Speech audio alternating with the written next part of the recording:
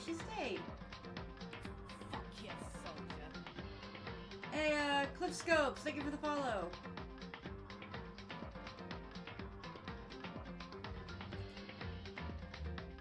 I think they're a little bigger on Twitch.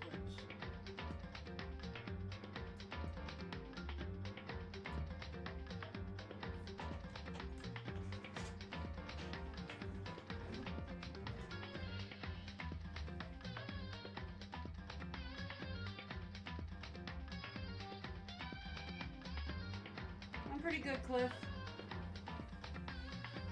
Just getting things set up. Picking up where we left off yesterday. Danganrompa.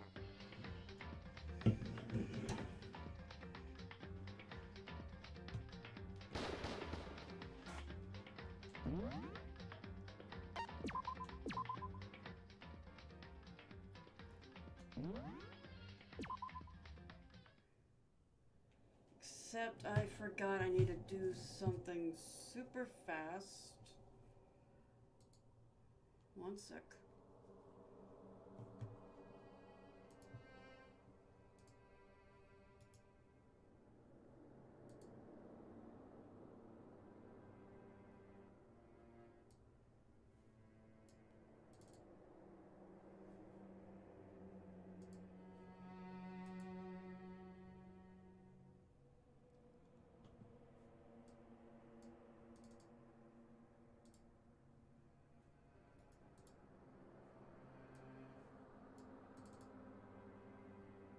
There we go.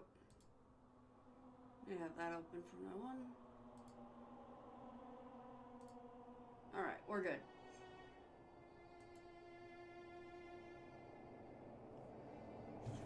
Now we can go and find out who done it.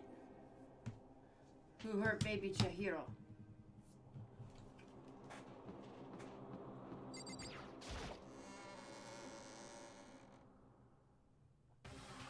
Hello, John. Ahem. So, is everybody ready to... What? Am I blind or are we missing someone? Yo. Yeah, Toko's not here. Huh? And Toko is... You really don't remember? Come on! Kidding, I'm just kidding. How could I forget that little nut job? She's a crucial part of the class trial this time. What are you gonna do? Okie dokie, I'll go ahead and drag her out here, kicking and screaming. Just one moment, please. And just like you said, a few minutes later, he reappeared, dragging Toko behind him.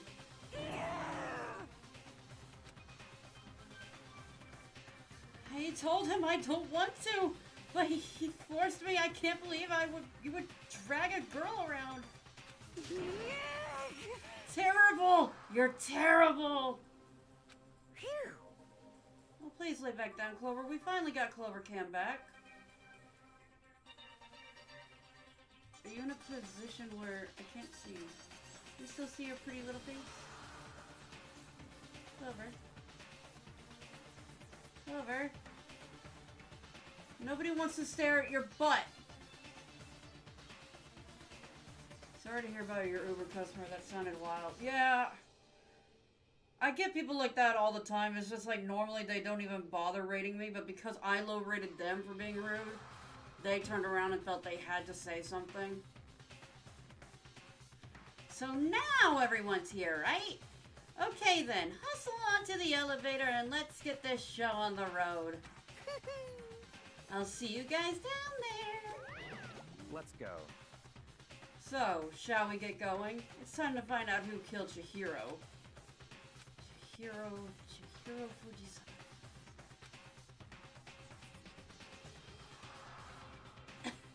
Clover, what are you doing? Lay down. I wish I had something to put the camera on. I finally got her to lay down in my room. I'm not entirely sure, but I don't think they're a member of my Discord. Or at least, I don't recognize the name.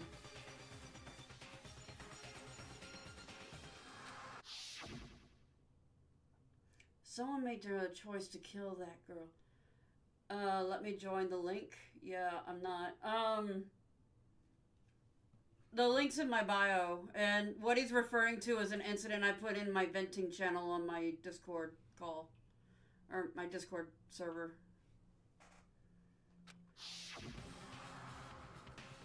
And that murderer is one of us. Someone standing right here.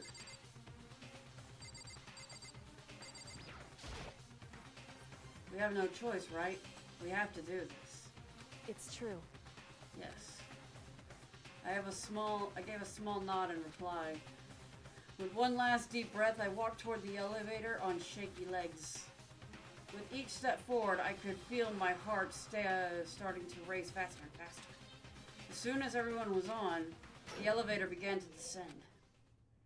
I could not get a handle on my emotions. Couldn't stop speculating. The steel box sank with heavy chunks sounding deeper and deeper into the ground. And as we went deeper, the uneasiness in my heart grew bigger and bigger. The elevator was unaffected, however, and continued to descend without hesitation.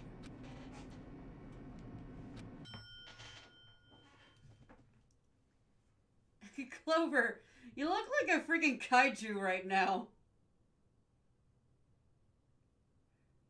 She's like, bitch, I'm adorable. Fuck off. What do you think? I redecorated. Isn't it so fresh? Isn't it so exciting? Don't waste our time with stupid questions. Let's get this over with. Very Good, good. You're raring to go. Gotta say, I don't hate it. Not at all. well. Okay then, let's get this show on the road. Kills, chills, kills. Everyone, please find your assigned seats. And so the curtain opened once again. A deadly judgment, a deadly deception, a deadly betrayal. Clover didn't like the bell? What bell?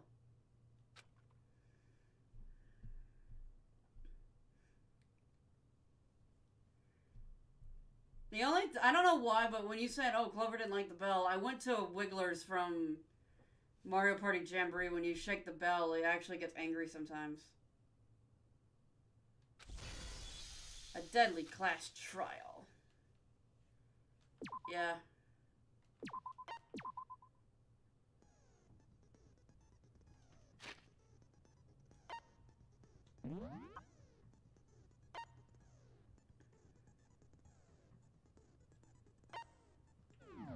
Okay, that part I'm not too worried about. Set skills.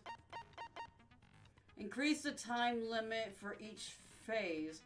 Effective during the class trial, cost 3 SP.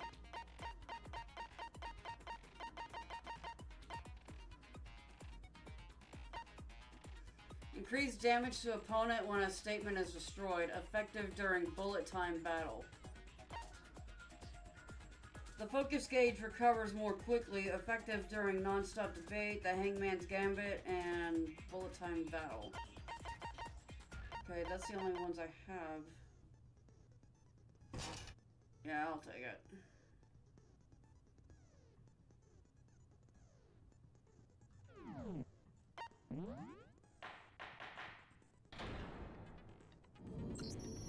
Let's begin with a basic explanation of the class trial. So, your votes will determine the results. If you can figure out who done it, then only they will receive punishment. But if you pick the wrong one, then I'll punish everyone besides the blackened, and the one that deceived everyone else will graduate. Okay then. So, first off, let's talk about the murder weapon! First, we have to make clear what was used to deliver the fatal blow.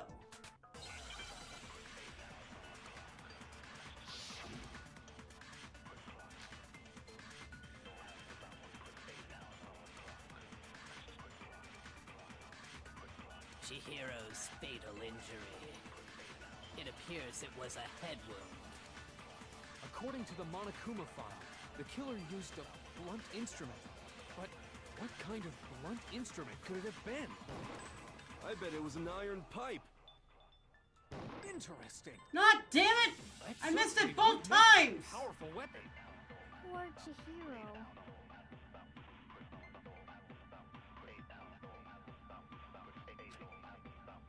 Chihiro's fatal injury. It appears it was a head wound. According to the Monokuma file, the killer used a blunt instrument. But what kind of blunt instrument could it have been? I bet it was an iron pipe. What the fuck? Interesting. That certainly would. Poor Chihiro. Chihiro's. It appears it was a head. According to the Monokuma file, what kind of blunt instrument could it have been? I bet it was an iron pipe.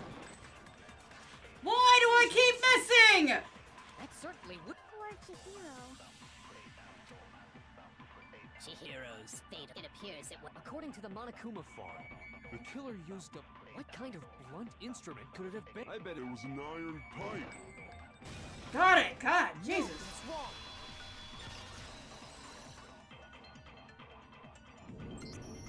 Can we agree that the object that dealt the fatal blow was the dumbbell, found at the scene of the crime? It was covered in blood, and there was nothing else at the scene that could have caused that kind of injury. And the wound on the victim's head is consistent with the shape of the dumbbell. As far as I'm concerned, there's no mistake and no room for doubt on this one. You looked at her head wound? Yay! That's so creepy! If you don't mind, I will proceed from here. Let's move on to discussion of the culprit. The mask, thank you for the follow, but you also just reminded me that I did not turn on Tickfinity, so my little notification didn't go off. 1 second, please.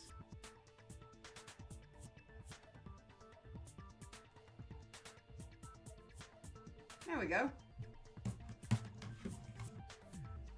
Although, I believe the criminal behind this heinous act is already quite clear. What? For real? Chihiro's killer is the fiendish serial killer, Genocide Jack. Genocide Jack, the fiendish serial killer. Did he really kill Chihiro? A new element has been added to non-stop debates. Absolutely. For this debate, lines of white noise will appear to disrupt your reactions. Your truth bullets will disappear if they hit these lines, so think of these as obstacles in your debate. But there's a way to keep this white noise from getting in your way. Press the X button to attach the silencer, which you can use to shoot down the white noise. However, if you shoot the actual remark with your silencer instead of the white noise, the time limit will decrease. So take a careful aim when you have your silencer out. Oh, but if your action difficulty is set to gentle, white noise won't appear at all. In which case you can forget about the silencer and just focus on the situation in front of you. Well then, good luck and have fun.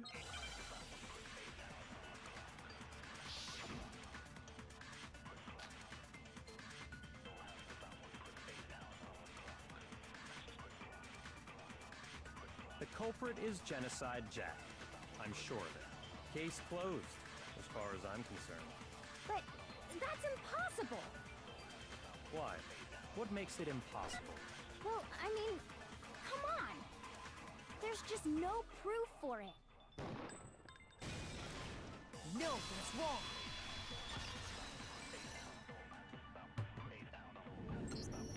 I might know one reason he could be involved. What? I found this file while I was looking around the archive in the library. I guess it's some kind of confidential file the police put together about the Genocide Jack case. What? That's kind of weird as shit, isn't it? What was something like that doing in the library? The why of it is probably more trouble than it's worth. So let's forget about that for now. More importantly, it outlines all the specifics of every Genocide Jack case in exceeding detail. According to the file, there appear to be two defining characteristics in every Genocide Jack case. The first is that a bloody message is found written at the scene of every murder. Oh, that's right. Boob lust. No. It's actually bloodlust. But more important is the other characteristic, and it's something that has never been made public. Never made public? What the hell is it? Why don't you tell them, Makoto? The other characteristic of every Genocide Jack case, which is, well, no. If I'm not mistaken, it has to do with how the victim was positioned. I got it! Apparently, in every Genocide Jack case, the killer suspends the body in a certain way. Other than the killer, the only people who know about this are the higher-ups in the police department. However, Chihiro was most definitely suspended in the same way. So, how did the culprit know about this when only high-level police officials were aware of it? There's only one logical answer I can think of. It's because the culprit in this case is the real Genocide Jack. No fucking way! You're saying Genocide Jack is one of us? Yes, in fact, it's Toko. Ah! He just flat out says it! What? Genocide Jack's true identity is Toko Fukawa. You lie! What? Hey, okay, wait, hold on a sec. Toko has, like, bloodophobia or whatever, remember? What kind of serial killer is afraid of blood? Is Toko Genocide Jack? The answer is yes and no. Another riddle? Man, why is this gotta be so complicated? It's a riddle for sure, but I feel like I understand it. It's what it means for Genocide Jack to be Toko, but also to not be Toko. The answer is that she's not just one person, but multiple people, right?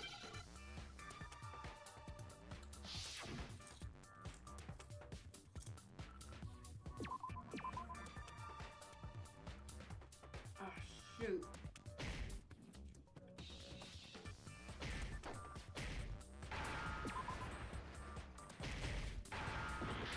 No, split! No.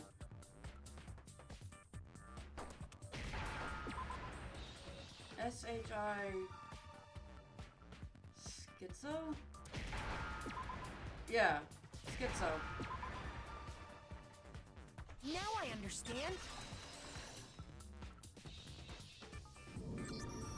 Is it because Genocide Jack has a split personality? Huh? I think I read that somewhere in the file, too. They thought that the suspect might have... what did they call it? Dissociative identity disorder. Oh, okay.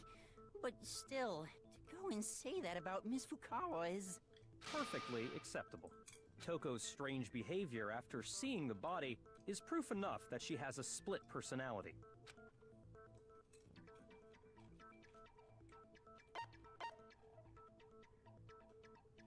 I got it!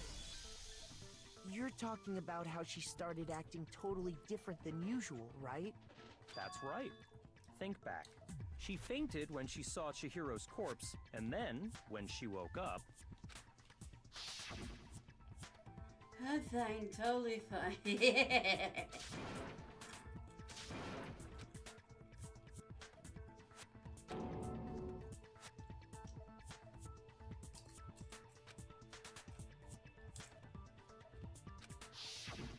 She was acting funny, that's for sure. That melancholy tone of hers completely disappeared. Don't go assigning adjectives to my tone without permission. Not to mention, once she regained consciousness and saw Chihiro's body again, she was utterly calm. In other words, within her is one personality that can't handle blood, and one that obviously can. So when Toko trapped herself in her room, it's because she was scared of Genocide Jack?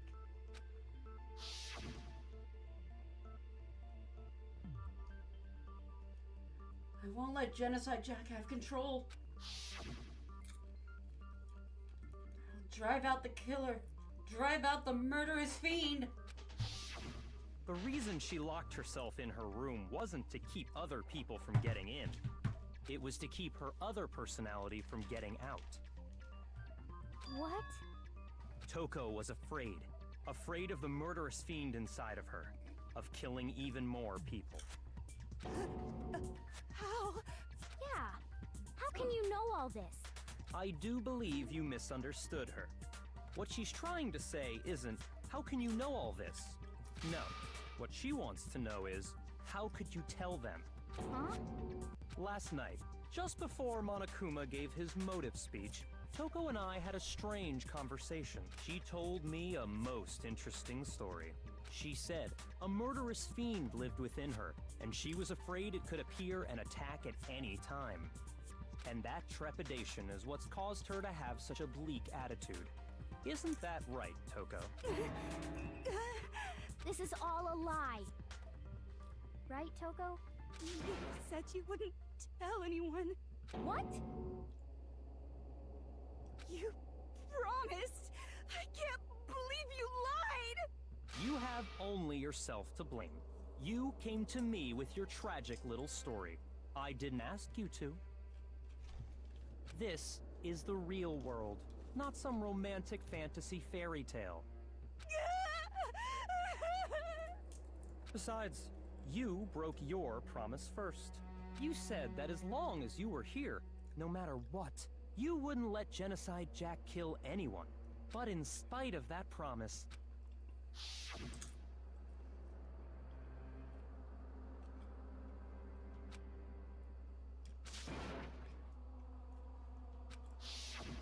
You said if I kept my promise, you would go out with me. That's the only reason I promised. how many times do I have to tell you? I never said that, but you weren't able to do it. You just couldn't resist that rush you got from killing, could you? I tried. I swear I tried to control it, but... But your efforts were useless. What a disappointment. I hate you. Well, the opening act is nearly finished. All that's left is to hear from the person in question directly. The person? You don't mean... Toko's body suddenly lunged backwards, and a huge thud echoed across the courtroom. But in a next second... Well, hello there! Is it me you were hoping to see? Yes! What the heck? So you figured it out, huh? Well, whatever. What are you gonna do? I'm the ultimate murderous fiend, Genocide Jack! Or better yet, let's go with Genocide Jill! What the fuck is this? Toko, what happened to you? Not Toko, that's a loser name, and what happened is a textbook split personality! So what if one of them happens to be a serial killer? You should turn a blind eye to one's faults. She's so intense. Like they say, sound in murderous mind, sound in murderous body. This one is so different from the one we've come to know. Yes, well, the world is composed of a front and a back, you know. Just like how every inning has a top and a bottom, or how in the depths of every truth lives a little lie. Behind every dark and gloomy soul lives another that shines as bright as the sun!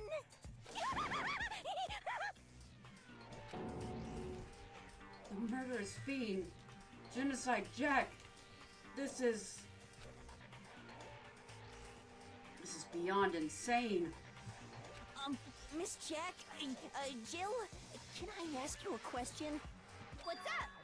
Some of us think you might be the mastermind behind our entire situation. What are your thoughts on that? Well, I'll tell you. I am the mastermind of all masterminds! Just kidding! Then it's not true? Of course it's not true! How dare you try to link me to that creepazoid? And another thing, the police and government and society in the outside world are totally powerless.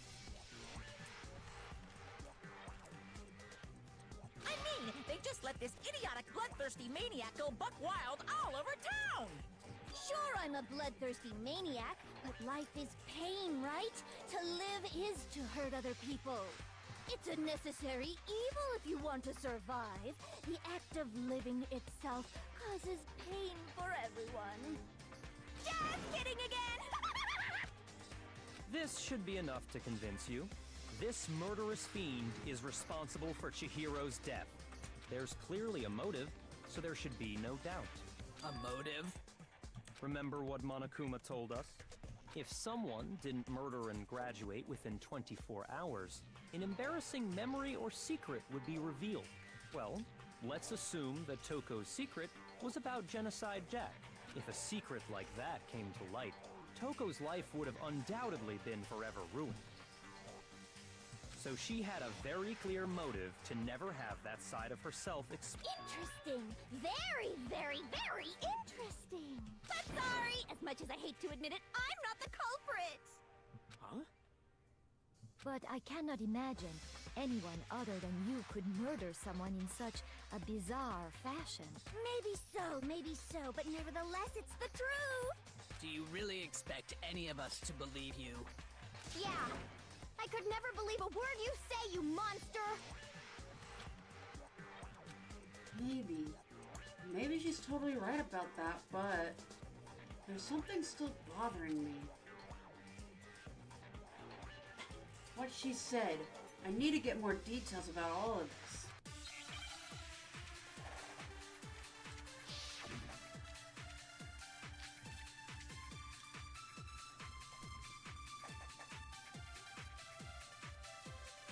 Sorry, but I didn't kill anyone! You say that, but do you really expect any of us to believe it? Perhaps if you had an alibi, that would change things. Oh, an alibi, huh? Now we're talking! When you compare your past murders to this incident, the modus operandi matches completely. What more proof do we need? What did he say? Give it up. You killed her. Okay, hold on. I know which one it is. It's just I have no clue what it means. You say that, but do you really expect any of us? Perhaps if you had an alibi, that would... Oh, an alibi, huh? Now we're... When you compare your past murders to this incident, the modus operandi matches completely. What more proof do we need? Give it up. You killed her. Sorry, but I didn't kill it. You say that, but do you really expect any of us to believe it? Perhaps if you had an alibi, that would... Oh, an alibi! When you compare your past murders to this incident, the modus operandi matches completely. Damn it! What more proof do we need? Give it up. You killed her. Why can't I aim for shit? You say that, but Perhaps if you had an... Oh, an alibi! When you compare your past murders to this incident, the modus operandi matches completely. No, that's wrong.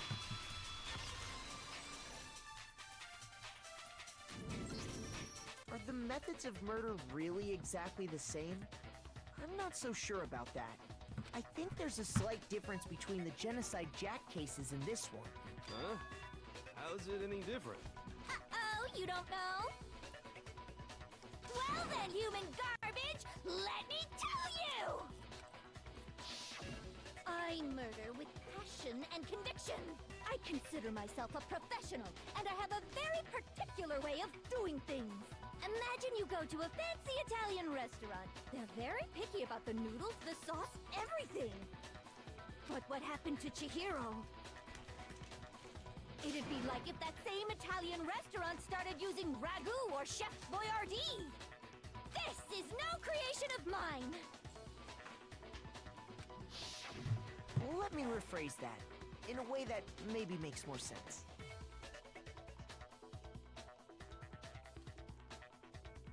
There are two clear differences between the Genocide Jack cases and this one.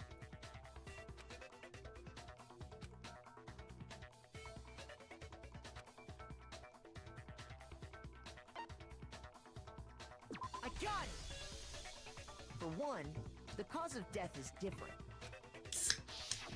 In the Genocide Jack murders, all the victims were killed the same way. According to the case file, they were all apparently killed with a pair of scissors. But Chihiro died from a blow to the head, right? Ah, yes. That is remarkably different from the other murders. Wouldn't it be strange for someone who kills the same way without fail to suddenly change their method? And there's more. One more conflicting detail. That's right! In my recipe of murder, if the bloody message is the tortellini, then the arrangement of the body would be the pesto sauce! Could you please stop comparing killing people to cooking? So, are you saying the other difference has to do with how the body was arranged? That's right. The second difference is related to how she was suspended. In the photos of the other Genocide Jack cases, all the other victims were stabbed through their hands. Here, you'll see a clear difference when she was... what was used to suspend her. I got it! Do you remember what the killer used to suspend her? They used some kind of rope to hang her up by her wrists. What is your point? Well, in all the previous Genocide Jack cases, something else was used to suspend. Specifically, pairs of razor-sharp scissors. And guess what? I used my own specially designed scissors for the murders and the arrangement! Like I said, I'm a professional, so naturally I'm very picky about the tools I use. And you know what else? Big Mac said there's two differences, but he's wrong. Big Mac? Are you referring to me? Listen up, Big Mac. There's actually one more difference. Huh? My word, you really didn't notice? Take a look at who the victims were in each Genocide Jack case. There's a pattern there, just waiting to be discovered. A pattern? Figure that out, and it'll be plain as death why I couldn't have possibly killed that little lolly girl. Let's see. There was a pattern surrounding the Genocide Jack cases. Victims and Chihiro didn't fit it, right? If you look at the names of each victim, you'll notice there's... I think I figured it out. I know why she couldn't have killed Chihiro. Because Chihiro was a girl. I got it! Is it because Chihiro was a girl? Bingo! Bullseye! Right on the money! What are you talking about? In all the Genocide Jack cases, all the victims had something in common.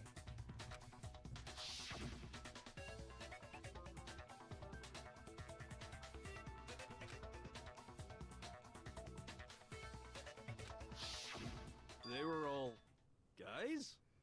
That's right! The people I kill with such passion and conviction are all adorable little men! I can't believe I said it! I'm so embarrassed! The hell is wrong with you? I can't help it! I'm just a full-throttle boy-on-boy fangirl, and the mopey side of me just hates it.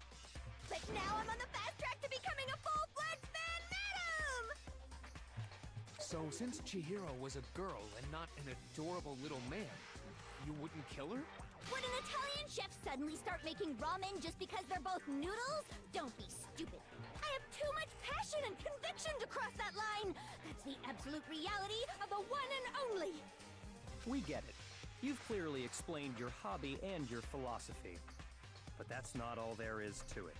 It's a different matter entirely, when you're forced to kill in order to survive. Quiet, lowly cur! Lowly? Cur? I would never kill for a reason as petty as mere survival. And if by some fluke I did kill to survive, why would I bother with the message and arrangement? It'd make me the obvious suspect! That does make some amount of sense. Plus, whatever reason I have for killing, I would never leave out my prized scissors.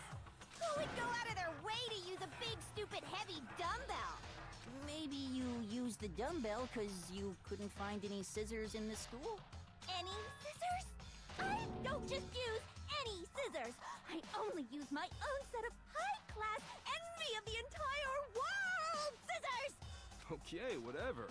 There still aren't any in the school. Are you sure about that?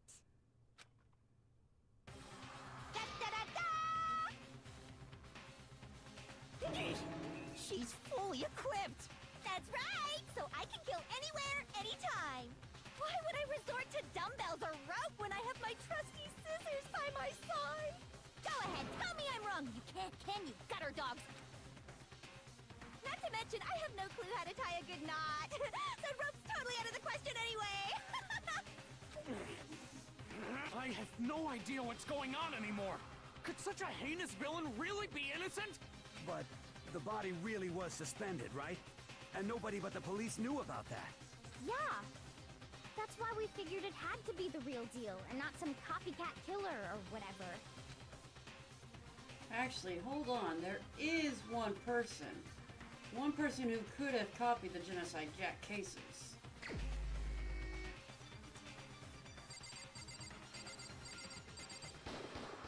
Here's my answer.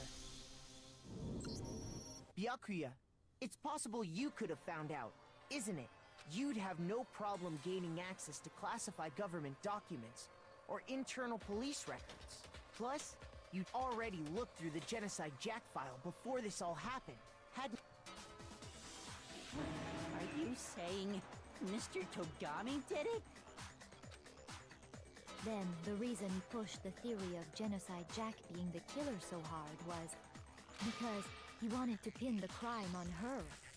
So, he rearranged the scene to disguise it and make it look like I put my stamp on it. The adorable glasses man was behind it all. Oh, I'm on fire! Well, Byakuya, what's your response? I see. So now the suspicion falls on me. Then I must ask, when would you say I began acting suspicious? Surely you must have an answer. Looking back and thinking about it now, the way you were acting right before we discovered the body was a little strange. And the locker rooms. They're suspicious. Very suspicious indeed. Wouldn't you agree? Suspicious? It seems nobody searched the locker rooms. Let's start with the girls' locker room. Hello, Christina. You wanted to go to the girls' locker room right away, right? But since you're a guy... I should have naturally thought of the boys' locker room first. Is that what you want to say? The victim was Chihiro, a girl. Hence why I said we should check the girls' locker room. She's not exactly looking at the camera, and I don't really have a way to set it up properly, but yeah. Hey, Clover. There you go. I need to get a proper setup for her. She just peppered out. Nothing strange about that, I'd say. On the contrary, there's something very strange. Okay then, what's so strange about it? Mondo is my favorite character. Mine's really gotta be Genocide Jill. She's just so off the rails and unapologetic about anything. But other than that, I'd say Sakura.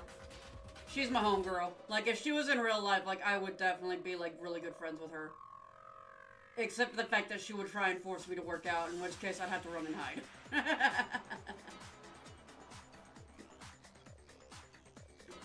Go ahead. Share with the rest of the class. There was a clear contradiction in what Byakuya just said. I need to make it clear to everyone. A new element has been added. Ooh, non-stop debates. Would you like to hear? Yes, I always do.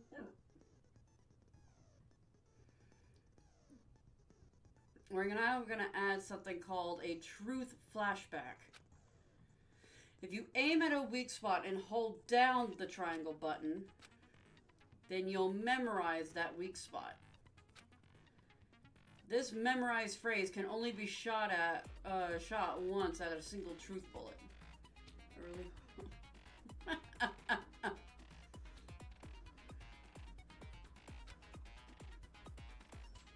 If you shoot or change the truth bullet, it will disappear from the truth cylinder. However, you can use this flashback feature as many times as you want. If you don't seem to have the answer to a lie or a contradiction in your loaded truth bullets, it might be wise to memorize a different weak spot and use that to make your case. when the best time to flashback, well, you'll just have to use your keen wits, won't you? In this case, though, we will say that if you don't use a flashback, you won't be refuting anything. Well then, good luck and have fun. Alright.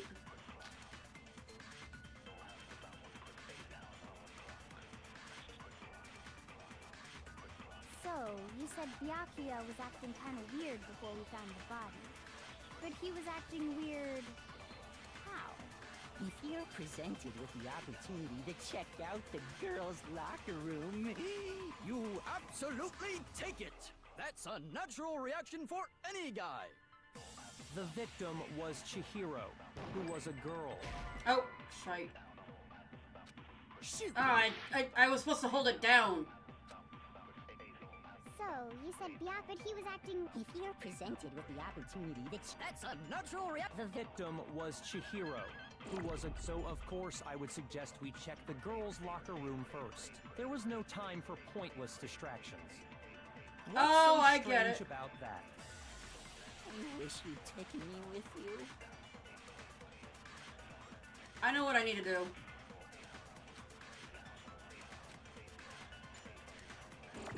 So, you said Byakuya was acting kind of weird before we found the body.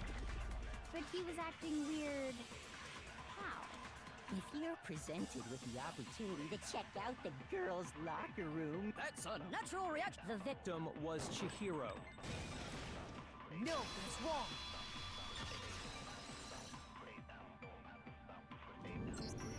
I'll tell you what's so strange about that. Because up until we actually discovered the body, we couldn't have known who the victim was. So your claim that you went to the girls' locker room first because Chihiro was the victim doesn't hold up. I see. That's a good answer, I must admit. Interesting. Very interesting indeed. But your reasoning is still too weak. Huh? What's wrong? Is that it? Surely you've got more than that. Go ahead. What's with Byakuya's attitude? It's like he doesn't even care. I've got him cornered, but he's acting like it has nothing to do with him.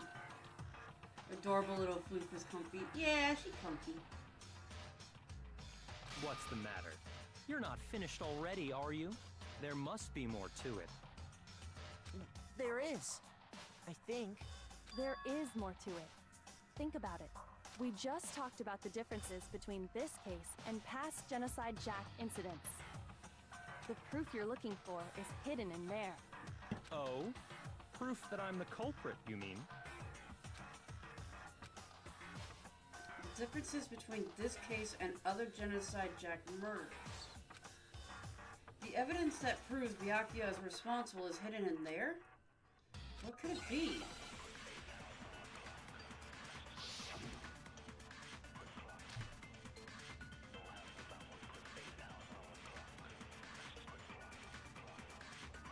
What? The difference between the cases?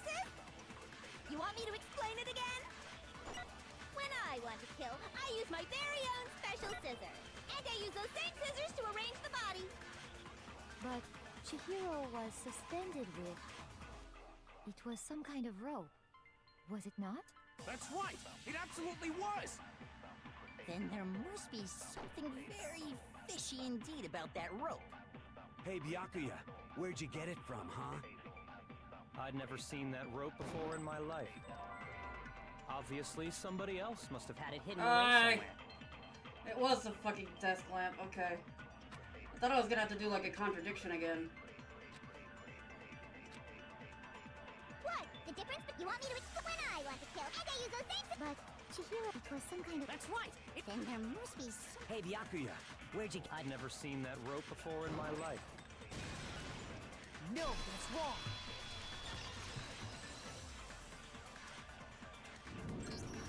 Actually, I'm pretty sure you have seen it before. Because, you see, that rope, or should I say, that extension cord? What? An extension cord? Byakuya, you've used the extension cord in the library more than once, haven't you? And the same extension cord that was in the library all this time went missing after the murder. And there's no way someone who uses that extension cord as much as you do wouldn't discover that fact. And Byakuya must be the one who took the extension cord. I can't imagine any other possibility. That's really what you think? Then your conclusion is something like this? I killed Chihiro in the girls' locker room, then hung her up and wrote that bloody message. I intentionally made it look like Genocide Jack was behind it. Is that about right? He's doing it again. He's totally calm, totally unconcerned. As if he's not even involved. Wait, not even involved. What's wrong? I asked you if you think that's what happened. Hell yes, that's what happened. So that's it, right? Byakuya's the killer. I don't disagree with not disagreeing. He kept calling this a game, right? So he'd be totally willing to do something like this to win. Sorry, but could we hold on just a second? I think we need to talk about this a little more. Huh? Do we really need to? We've already decided who did it. I know, but still, there's something that's still bothering me. Is that right? And what, pray tell, is still bothering you? I killed her in the girls' locker room, then disguised my crime. Specifically, I dressed it up to make it look like it was the work of a homicidal psychopath. What about all that bothers you? Christina, I already know you're infiltration complete. Hey, Joker! It's been a while. Wait, what was that just now? Something's not right. Chihiro's body was definitely found in the girls' locker room, but does that mean... Can I really just accept what Byakuya said as the truth? No, I don't think so. There's something off about what he said. I got it! You say you killed Chihiro in the girls' locker room, right? But are you sure about that? Isn't it possible that the murder took place somewhere else? How disappointing. What kind of question is that? Even in the world of disappointments, this is a true letdown. Oh my god, now you're in. She was found dead in the girls' locker room. There is absolutely no question about that. How could the scene of the crime have been anywhere else? Well, I think it's entirely possible that she was killed somewhere else, then carried there later, along with the rest of the murder scene. The rest of the murder scene? That was awfully specific. Please tell me you have a reason for saying all of that. I believe I do. Hey, Byakuya, did I just take you off guard? When the whole story suddenly moved to the crime scene, Byakuya, who'd been so confident up till now... Maybe Byakuya can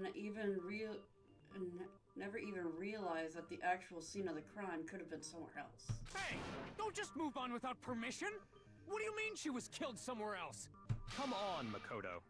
If there's any chance the murder took place somewhere else, let's see the proof.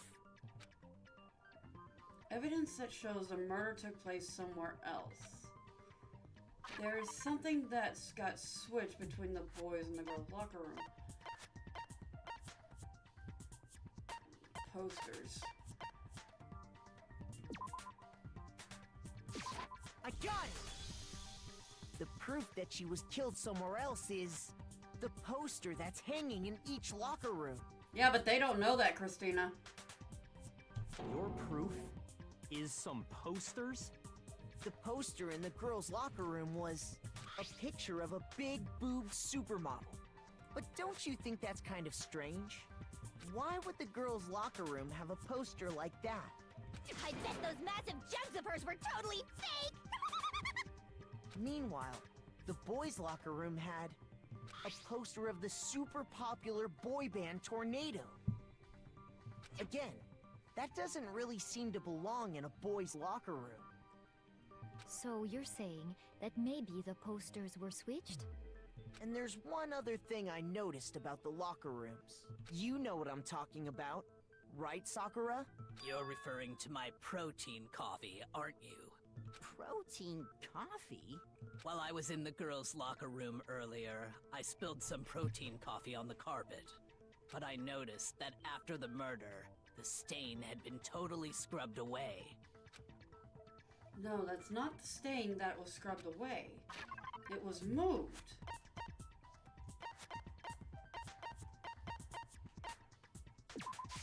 I got it! The stain on the girls' locker room carpet wasn't scrubbed away. In fact, I found it on the boys' locker room carpet. That's definitely the stain from my protein coffee. Then, does that mean that the carpets were switched too? But why would anyone do that? To move the murder scene from one locker room to the other. What? In other words, in order to completely swap the scene of the crime, the bloodstained poster and carpet were moved along with the dead body.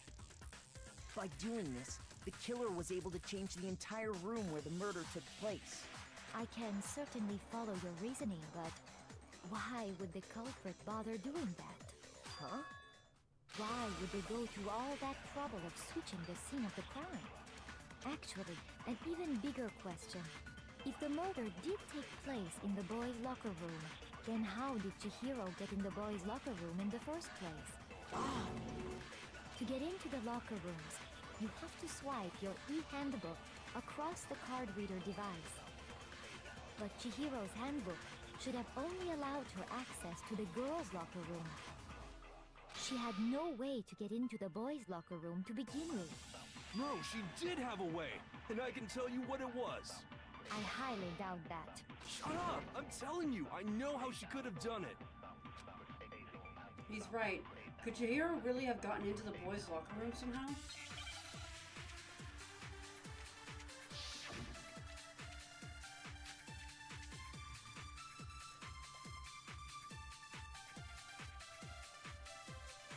Is it really possible? Could Chihiro really have gotten into the boys' locker room somehow? Ah! I got it! She must have hacked her e-handbook!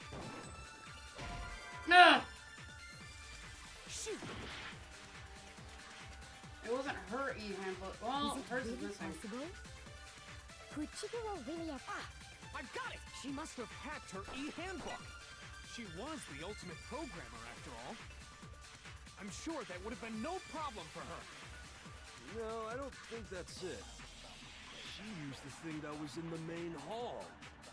Huh? What thing? I'm talking about Leon's handbook, of course. No, that's wrong.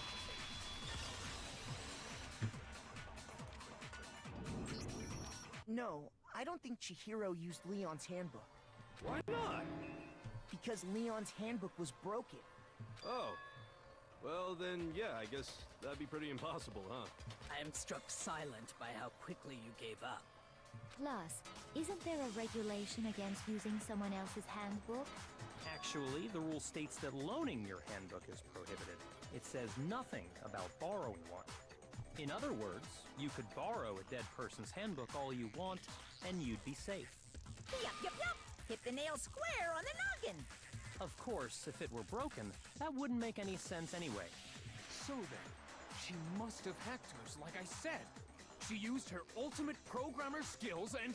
Psst! You can't fix an e-handbook! The instant you open one up, a security buzzer starts blaring! So, if she didn't use Leon's handbook, and she didn't modify her own handbook... Maybe Mr. Naegi's initial assumption is just... wrong? It seems like there's no way she could have got into the boys' locker room. So I guess so. Okay then, I vote for Byakuya! Is that it then? Chihiro was killed in the girls' locker room and Byakuya is the only one who did... the one who did it? Really? But still, I don't know what else I can do. Hold on a second. I agree with you, though. I think you're on the right track. What the... You finally decide to open your mouth and That's what you've got to say? There's no way she could get in the boys' locker room, right? Why are you so sure she couldn't get in? There's still one other way she could have gained access. What? What are you talking about? What other way is there? Well, to explain that, why don't we take a little break from the trial? I'd like you all to come see something. Wait. Just what do you think you're doing? Don't worry. This'll make the whole trial more exciting. I'm sure that thought must please you. Huh? It'll make things more exciting? Well, all right then. I declare an official class trial recess.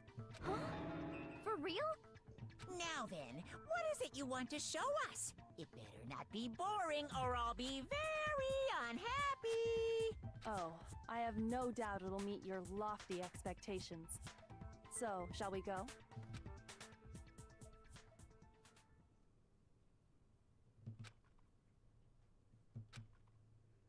And she took us was...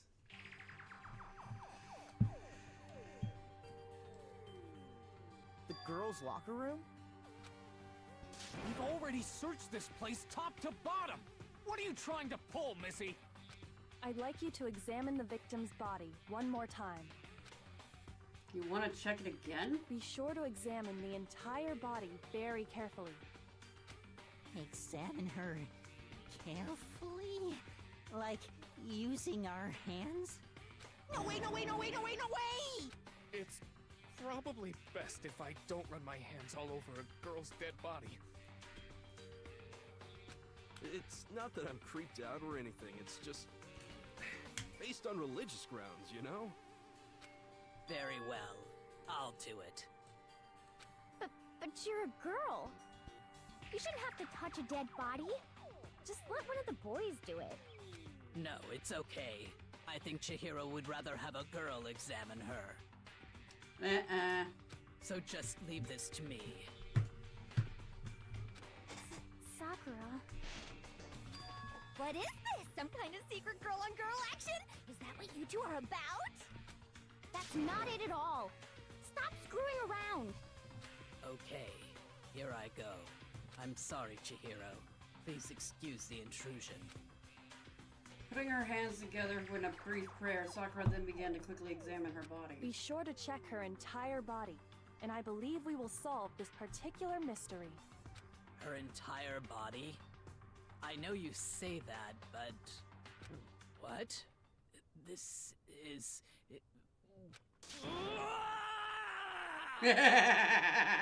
What is it? Not possible. It's not possible. Sakura's... She went All Might mode! God damn it!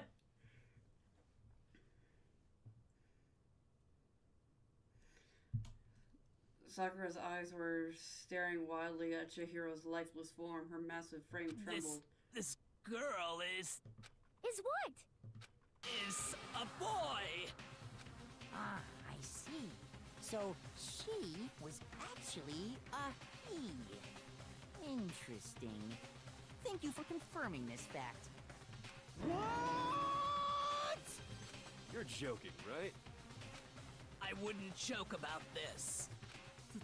Then it's really true? Chihiro was a guy?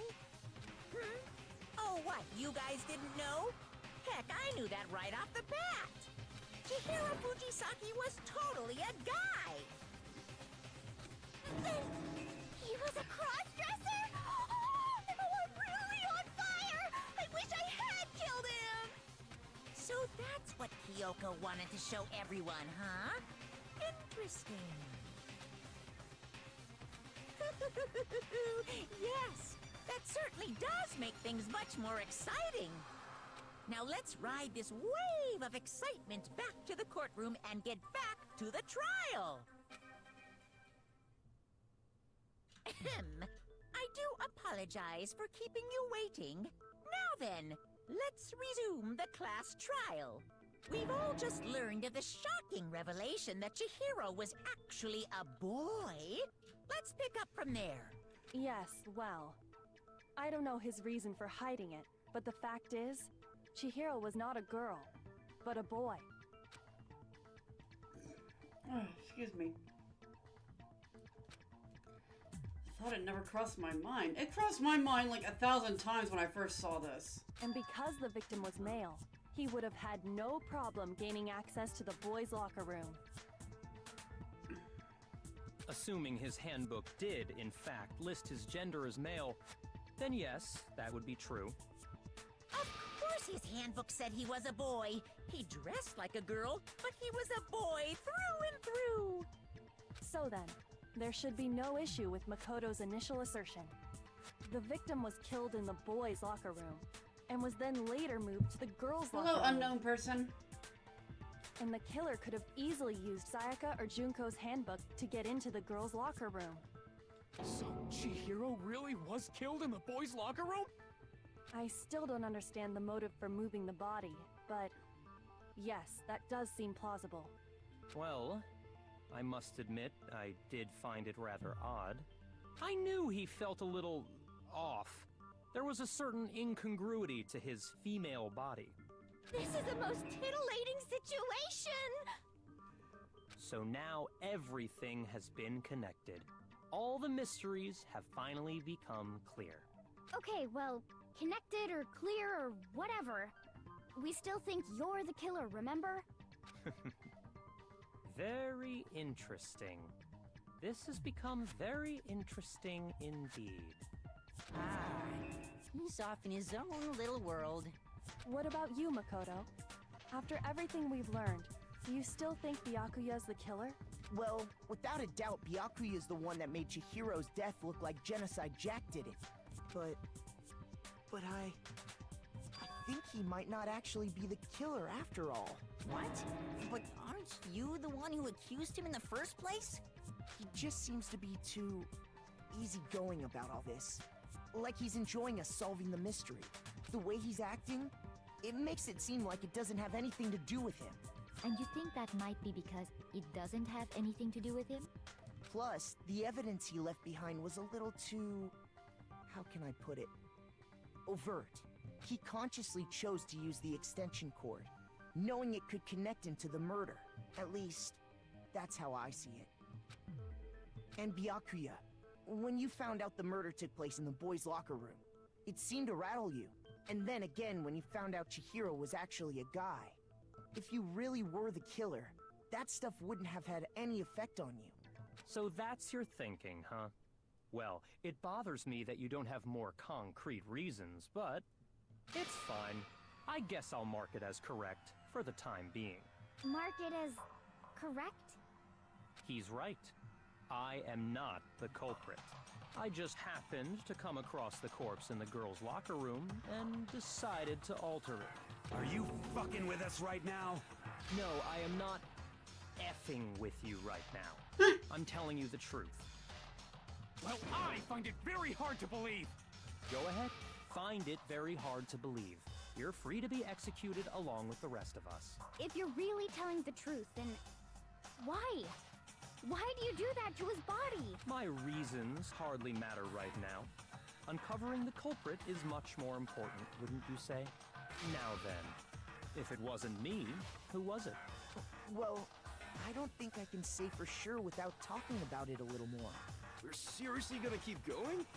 We're all good, aren't we? I thought it was clear Byakuya did it. No, I'm with Makoto. If there's any doubt whatsoever, we need to explore every possibility. Because if we're wrong, we all die here. That's true. Very well then. I'm with you too. Damn straight. Count me in. Do you not have a mind of your own? Of course I do.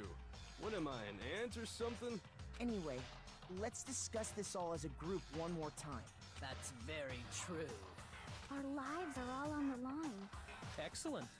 Then shall we resume our game of hide and seek? But if Byakuya didn't do it, then who's the real killer? Who murdered Chihiro?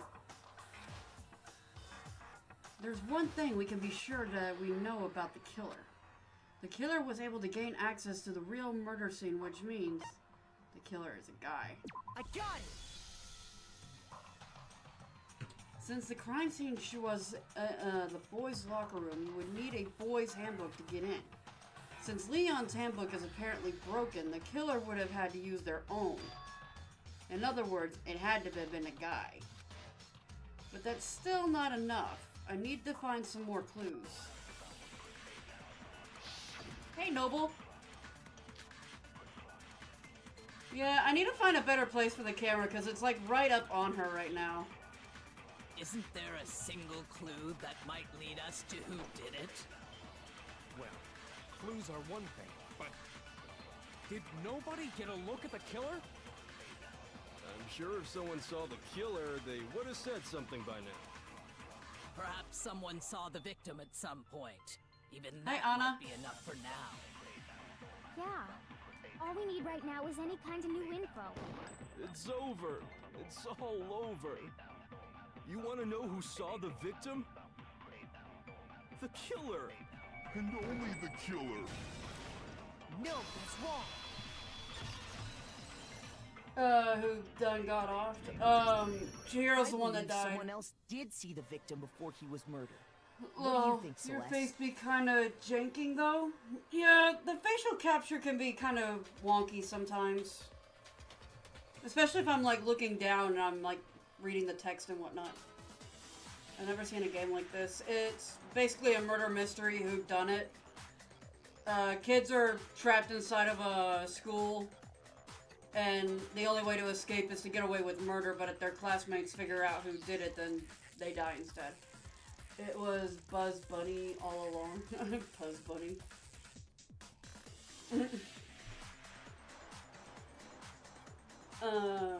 Now that you mention it, yes. I did Is this the see second class trial? Yes, it is. Huh? Really? Oh, but I suppose only Makoto knows about this. The rest of you had no idea, did you? That is why you're all making such ugly noises. Whatever! Just hurry up and tell Oh, I was us! talking about the camera on your face from the cat. The cam.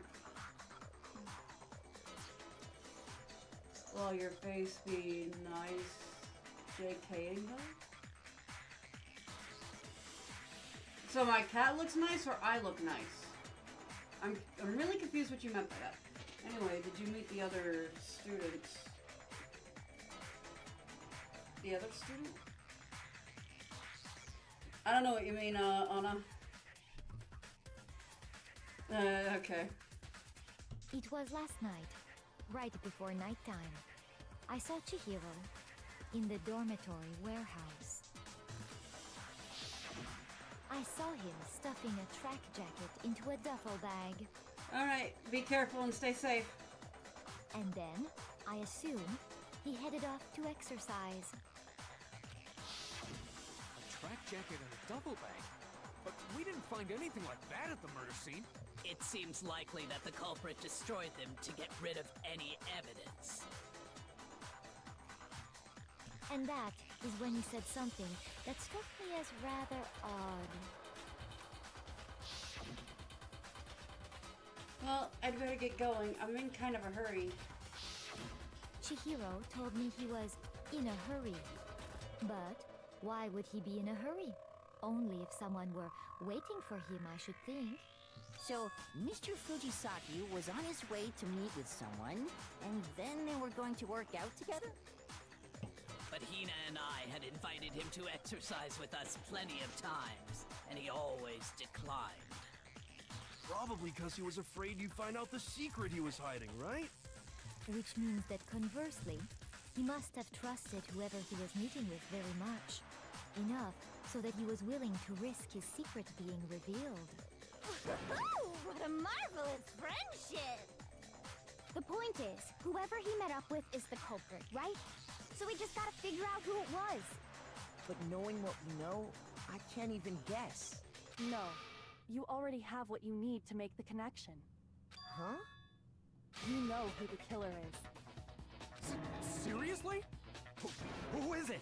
Who's the killer? Think back to the track jacket and duffel bag the killer disposed of. Focus on the details of these items, and it should become obvious who was waiting for him. Are you sure about that? Who's my favorite student? Probably Sakura. Design-wise, I like Celeste, but, her personality could use a little bit of a touch-up, but I do like her. But no, personality-wise, I really like Sakura. You really think we can figure out who did it based on 2 pieces of evidence that we don't have? What? You want to track down some fingerprints or something? Even if we had the equipment for that, we wouldn't know how to use it. Excuse me. As was noted, the evidence is already gone. There's nothing to get fingerprints from. Maybe, but we can make certain inferences if we just take the time to talk it out. Easy for you to say. Oh no, I love Genocide Jack. She's amazing. Oh, I'm sorry, Genocide Jill. But fine.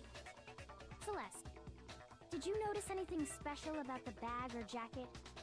The bag was just a normal duffel bag from the warehouse. All the bags in there are the same, so I can't imagine what would make that one special. Do you think it is? Oh, I already know the first game because I saw the anime of the first. I saw the first season of the anime, so I know who it is. It's just I'm getting a feel for how the game works, and then when we go to play the second one, I'm gonna be 1000% blind as to who does what and who's gonna be off and all that other stuff. So I'm honestly really looking forward to getting to the second one because I'm really gonna be stuck.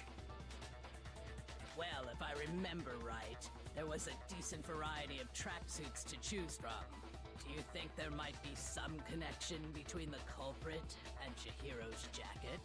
Perhaps. Let's explore that and talk a bit more about the jacket he took. Somehow it's really hard to believe. Yep.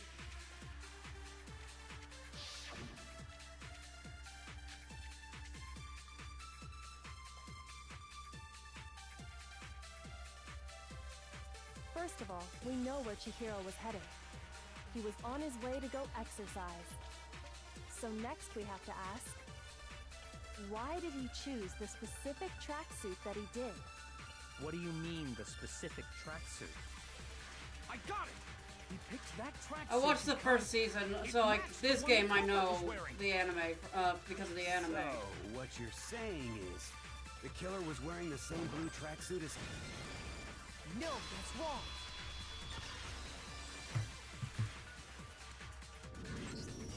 Hold on a second, Mondo. What did you just say? Yeah, I don't know anything about the second game though, so try not to spoil too much for me. Huh? What'd I say? When Celeste testified a few minutes ago, she's... I saw him stuffing a track jacket into a duffel bag. And then I assume he headed off to exercise. How many seasons are in the anime? So, they covered the first game. They never covered the second one, and they just basically jumped to the third game in the anime. But the third game they covered in 2 seasons, the Hope arc and the Despair arc. And then they did one that's called the Future arc. So there's technically 4 seasons. She never said anything about the jacket's color. So why did you say Chihiro's blue tracksuit? What are you... You just... Hey, Celeste, what color was Chihiro's tracksuit? As a matter of fact, it was blue. And before we began the trial, did you tell anyone that? The only one I told about any of this was you. Then, Mondo, how did you know what color Chihiro's tracksuit was? Are you going to play the second game? Yeah, I'm playing 1 and 2. I wish I could do 3, the third game, but I don't own it, and right now it's going for like $30 last time I looked at it.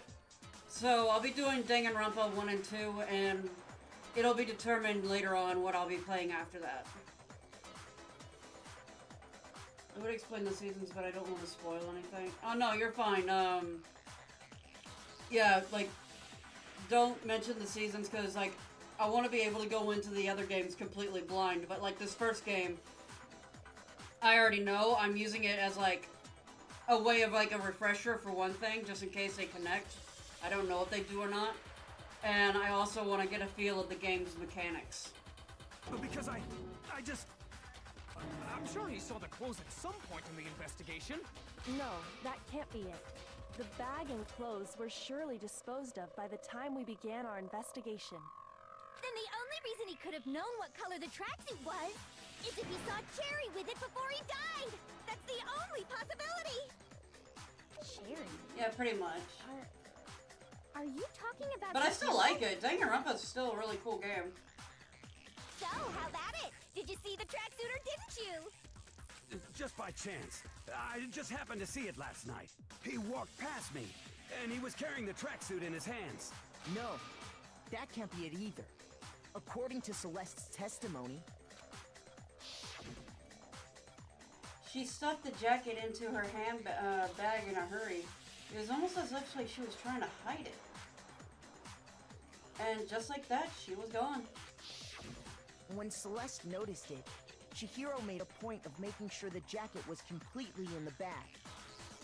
If you just ran into him briefly, you couldn't possibly have seen what color the tracksuit was.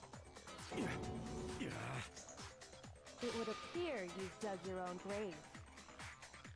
Perhaps. But you handed him the shovel, didn't you? That's why you said what you did. Focus on the tracksuit and it'll be obvious who he met with? What a bunch of nonsense. Ah, now I understand. It was all one big bluff, wasn't it? Your true intention was to draw a slip of the tongue from the culprit. That's why you said you knew who did it, to put them on edge. That's right. However, Mondo was my target all along. I had my suspicions about him from the very beginning. But why? What made you so suspicious? That's a good question.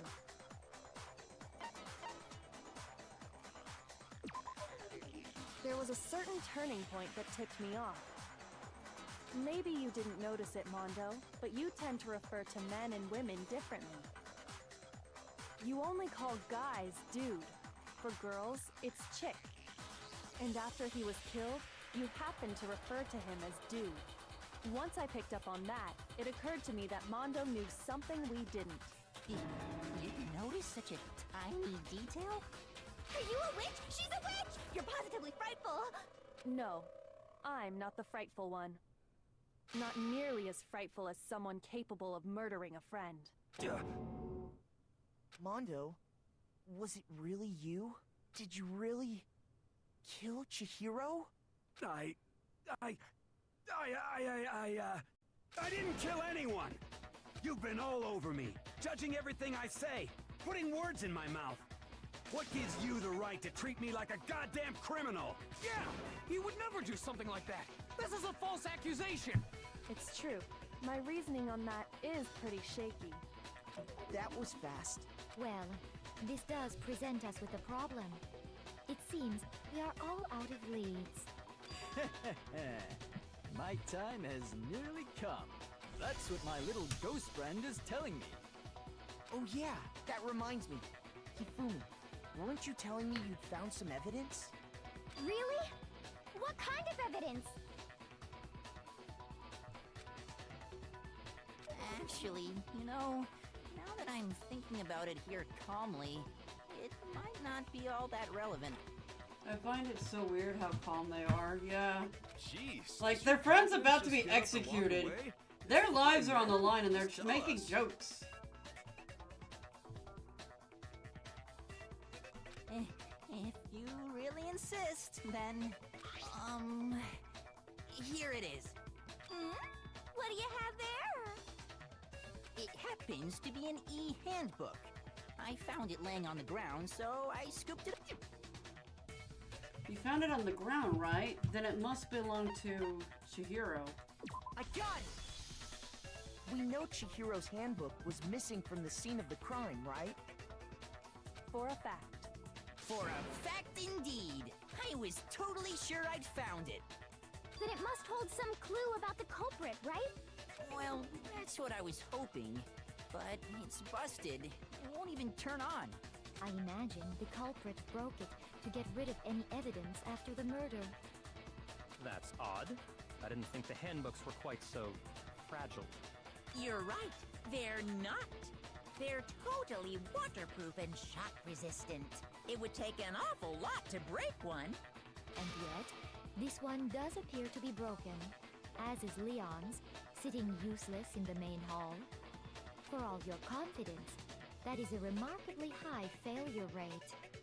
Imagine being so calm as the person standing next to you when the trial is accused of murder. Like how? Like me, yeah. I'm like, the moment I would point fingers at her, anybody, I'm just gonna like back away to the corner or hide behind Sakura. How precisely did the handbooks get broken? How did the handbooks break? There's only one explanation. By hitting its weak point. I got it! You already told us before that the handbook has one weak point, didn't you? Yeah! You remember that? Sure, maybe I let that slip, but I never told anyone what the weak point actually was. But if the handbook is supposed to never break, and two of them broke in quick succession, then we can only assume that someone's figured out its weakness. You know what the weakness is, right, Monokuma? So, what is it? Huh? You're asking me? I think it's a necessary piece of information if you want this to be a fair trial. But if I tell you, and someone else decides to copy it, that would be very not good. Just tell us already! Why would we want to break our own handbooks? Oh well, I have a weakness for pushy demands. But you're sure you won't follow their example? Then allow me to make a special announcement. The weak point of my cutting-edge e-handbook is... heat. When it's exposed to high temperatures for too long, it will suffer a meltdown and totally break! I flippin' knew it! You knew it? Yeah, because I found the handbook laying on the floor of the sauna. The temperature in the sauna can reach over 200 degrees. Strange how you don't get burnt, huh? It's because as your sweat evaporates, it creates a cooling layer of air around your skin. If the hot air of the sauna were somehow pushed directly onto your skin, you'd definitely get fried. That layer of air would get blown away. That's why you may feel a burning when you move around. So when you're in a sauna, make sure to keep nice and still. Interesting. I learned one new fact today. That is a mere trifling speck of knowledge. Anyway, if you found the victim's handbook in the sauna, then the killer must have been purposely trying to raise its temperature in order to break it. One sec, I just noticed this, and like, I should have noticed this a long time ago.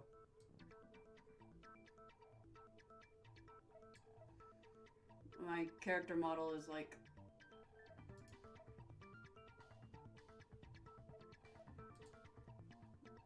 There she goes.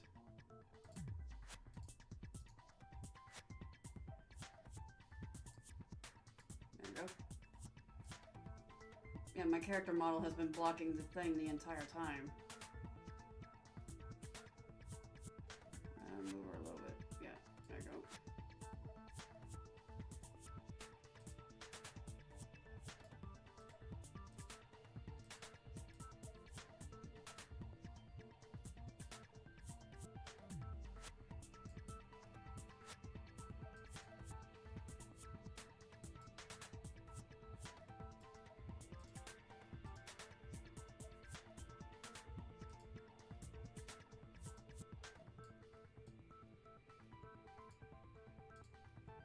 There you go. No, I normally have her on that side for like other things, but it's like I just noticed that she was blocking the text box. Cause my main source is the TikTok stream, so she's nowhere over the actual gameplay footage. And that's like that's why I wasn't even looking at the YouTube footage. The YouTube and Twitch footage. There you go. Alright. That should be better so that people can actually read the text. meaning the culprit somehow knew its weakness. But how'd they find out? Monokuma said he didn't tell anyone, right? Indeed. Quite the mystery. What if they found out by accident? What do you mean by accident? What if the killer took their own handbook into the sauna, not knowing its weakness, and it broke? They'd realize it was broken, of course, and it wouldn't be hard to figure out why. There you go. And once they had Chihiro's handbook, they knew they had an easy way to dispose of it.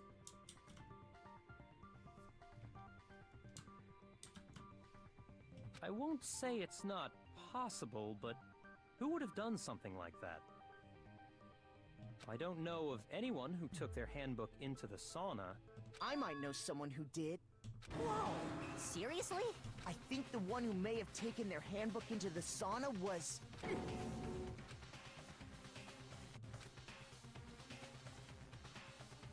It'd be the one who wore all their clothes into the sauna. It was Mondo. Here's my answer. Mondo, your handbook got broken in the sauna, didn't it? What? Why? Why do you keep accusing him? Mondo and Taka had an endurance contest in the sauna not too long ago, remember? And for the contest, Mondo just so happened to keep his school uniform on. School uniform, my ass. But little did he realize, he'd also left his handbook in one of his uniform pockets. And when it was all over, I gotta go. Hope you have a Mondo good day. discovered All right, that have a good taking night, the Anna. handbook into the sauna could easily destroy it. No, wait, hold on. You've got it all wrong. He would never kill. I don't accept this. Show me the proof. The actual solid proof. I mean, I don't want to believe it either, but I found something that proves it beyond a shadow of a doubt. The handbook!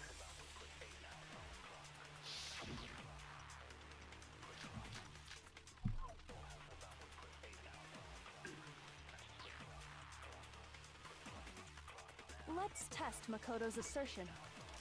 If what he says is correct, then Mondo, you broke your own handbook.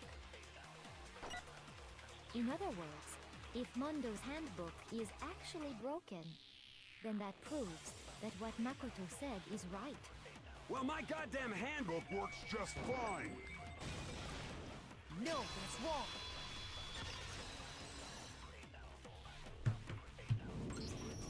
Mondo, the handbook you have right now, is it really yours? The fuck is that supposed to mean? The broken handbook that was in the main hall. Isn't that one actually yours? What the heck are you talking about? What I mean is, I think Mondo swapped his handbook out for one that actually works. I think he took Leon's handbook and replaced it with his own. After all, Monokuma said himself that Leon's handbook never should have broken. That's right! The punishment it suffered wasn't nearly enough to destroy it. So then, the broken handbook in the main hall is actually Mondo's, which would mean that the handbook Mondo has right now is actually Leon's, yes? But doesn't that violate the school regulation that says loaning out your handbook is prohibited? Well, here's how I look at it. There is a rule about loaning your handbook to another student, but if they're dead, they're not a student. It's kind of a gray area, I admit. But no worries. If anything, it just makes things more interesting. As such, I decree that exchanging handbooks with a corpse is not a violation of the rules. Well, Mondo, if I'm wrong about this, you're welcome to say so. I'm happy to admit I made a mistake, but... Son of a bitch. What's wrong, bro? Come on, tell him he's wrong. You are wrong. You have to be wrong. Everything you just said is wrong. You made it all up. Okay, then why don't we look back on this case one more time, from the beginning. That way, everything will become clear, and we'll all see if I was right or wrong. Comic book time. Here we go.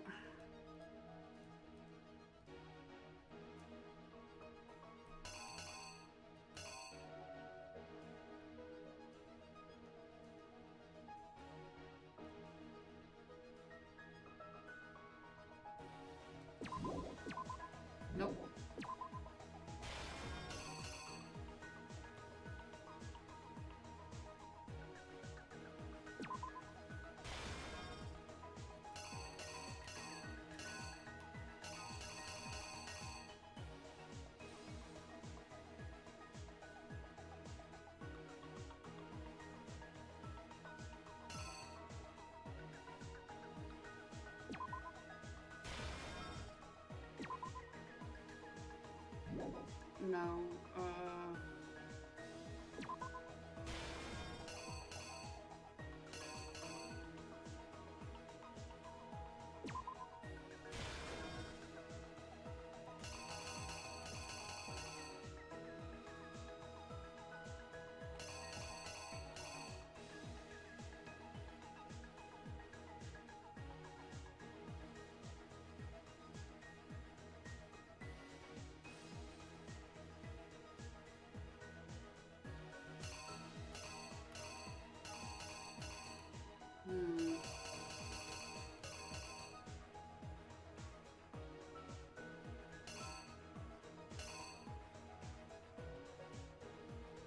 Me.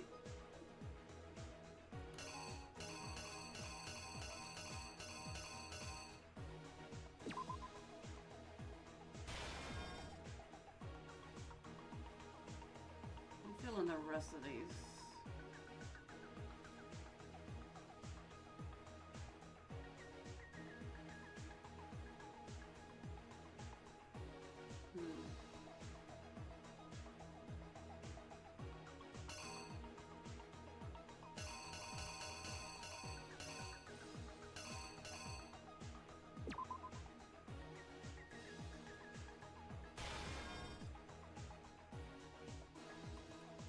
Well, this one's kind of hard to do.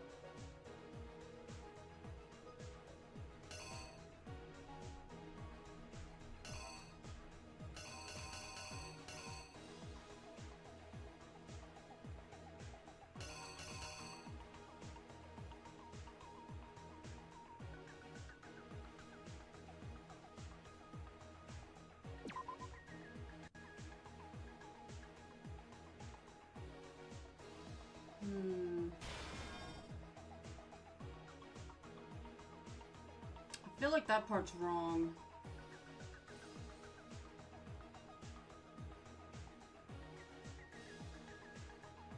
No, because it's right there.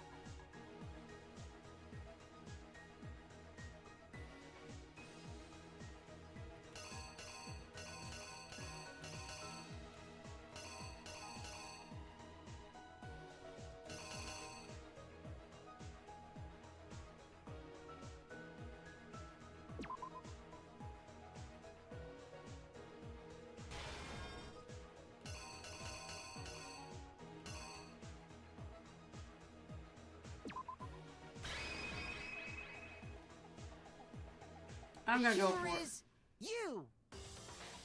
I'm gonna go First, for it. let's take a look back to before I don't the think incident. I think I might have messed something up somewhere, but maybe I got it. Last night, Celeste saw Chihiro in the warehouse, correct? At the time, she was apparently stuffing something into a duffel bag. That something was a blue tracksuit. You can confirm this, right, Celeste?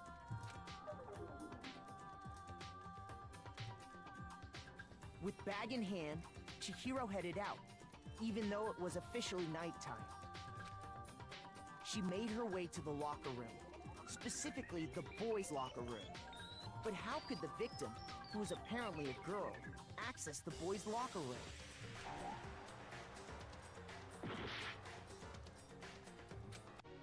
Ah. Okay, these were reversed.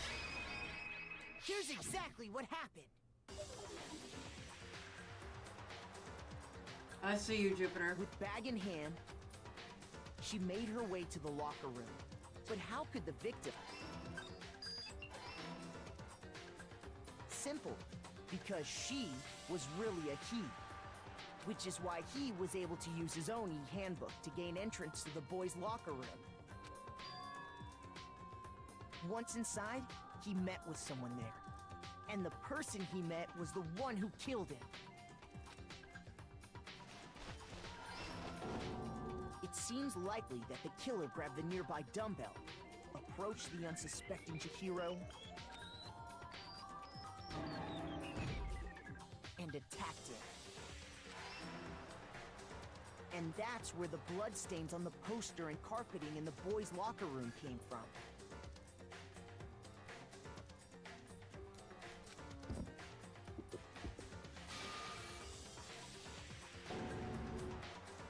It was likely in the heat of the moment.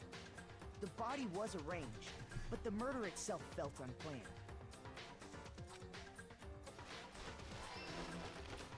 Which is why the killer hurried to try and hide the act. Then, removing the bloody poster... Ah! Okay, that one was wrong? Oh! Here's exactly what happened! Which is why then, removing the bloody poster... Hi, Phoenix Factory! And finally carrying the corpse into the girls' locker room. A girl's handbook was necessary to get into the locker room, of course. But Phoenix Factory followed your channel. Thank you for the follow. Sorry I'm late, I didn't sleep, plus had errands to run. Oh, you're completely fine.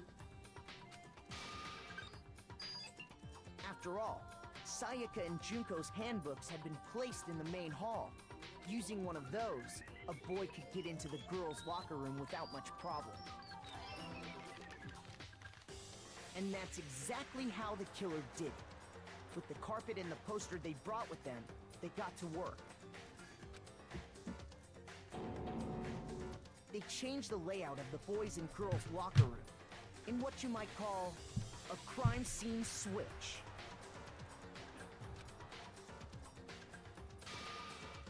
That could have been the end of things, but no.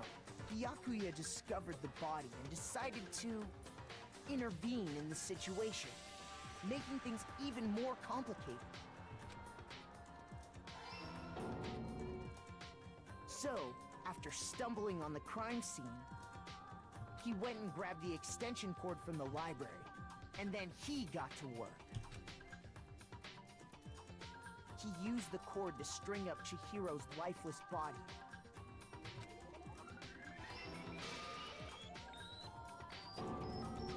I love how, Jupiter, you came in just at the time we did the recap of everything that happened. There at the scene of the crime. He wanted to create the illusion that Genocide Jack was responsible for the slaughter. And around the same time that Byakuya was putting together this facade, the killer, having already disposed of Chihiro's bag and other belongings, arrived at the sauna. There, they planned to destroy the last piece of evidence, Chihiro's handbook,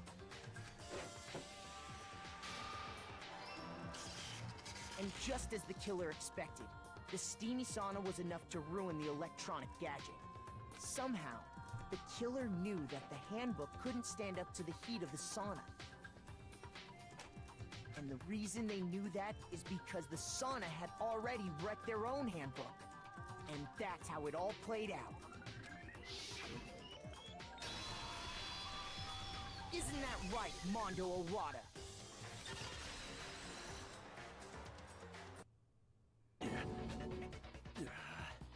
Wait. No.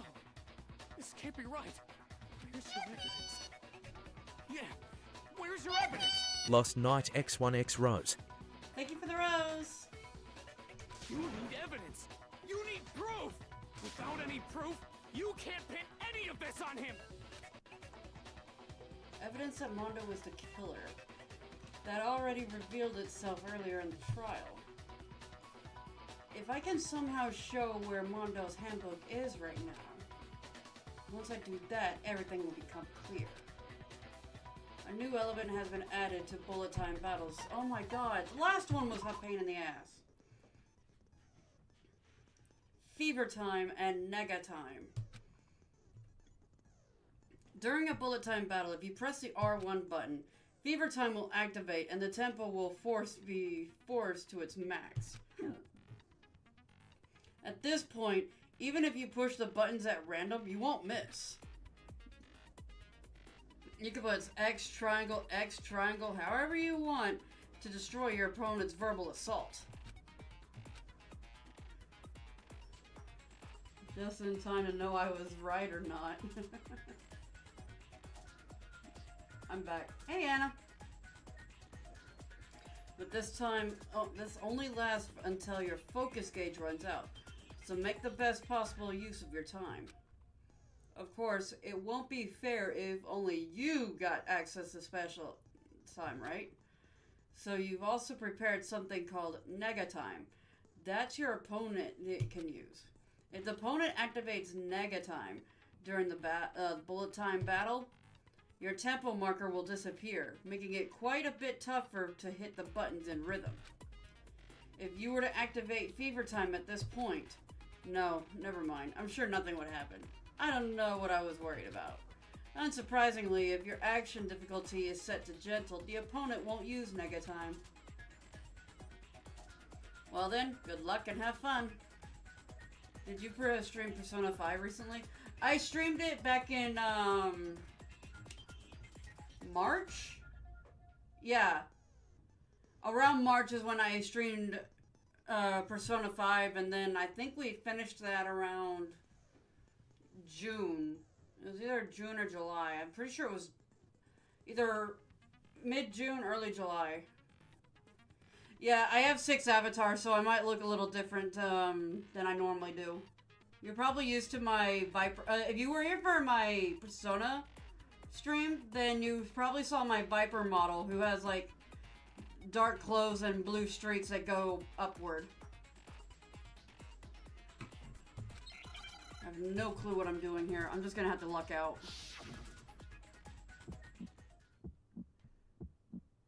Show me some evidence. You're wrong. I won't listen. I refute you. False. Show me some evidence. I won't listen. False. I refuse to vote. Show me some evidence. You're wrong. I won't listen. I refute you. False. Show me some evidence. I have no clue what I'm doing. I won't listen. False. You're corrupt. I refuse to vote. I refute you. False. Oh, I missed it. Show me some evidence. This should prove it. Oh, I got it. Never mind.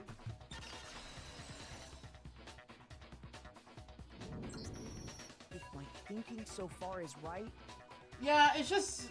You ever play Phoenix Bright series?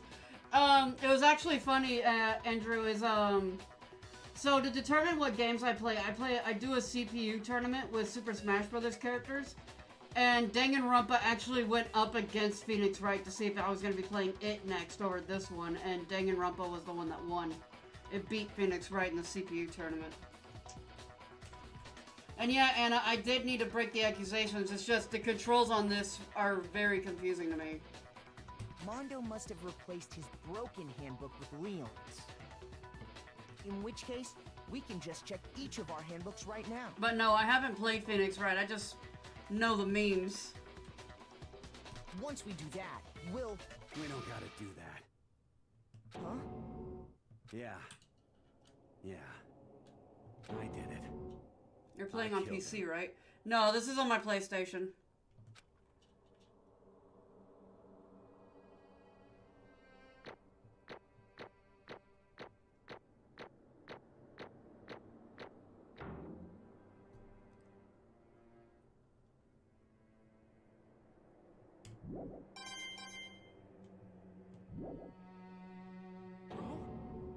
Bro, what are you saying? I got no choice, man. After hearing all that, I gotta just give up. Go ahead, Monokuma. Get it over with. Ask for the goddamn verdict. Roger that. Wait! Hold on! I'm not sure, but I think you can remap the keys in the settings. It's not the keys thing, it's like the bullet time, or like refuting the argument or whatever, like shooting like the rebuttals or whatever. That makes sense to me. They're like, oh, it's a bullet time accusation battle or whatever. It's a rhythmic battle. I'm like, okay, I can do the rhythm part just fine. I don't know when I'm supposed to shoot my accusations at. No waiting, no holding on. Time for the moment we've all been waiting for. Grab your lever and give it a yank! Who will you elect as the Blackened this time around? Will you make the right choice or the dreadfully wrong one? What's it gonna be? What's it gonna be?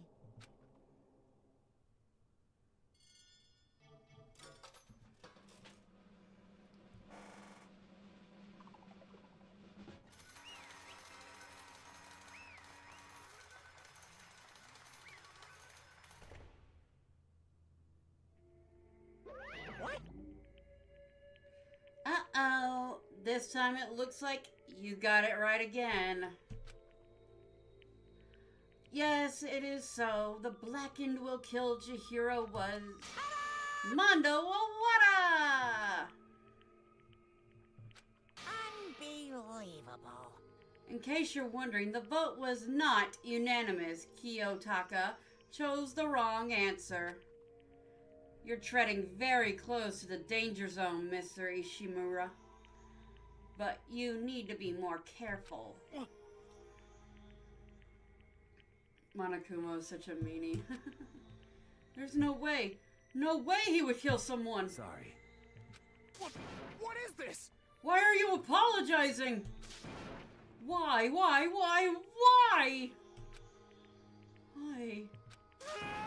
Why did you do it? Now then. Well, it looks like Mondo's taken a vow of silence, so allow me to explain on his behalf.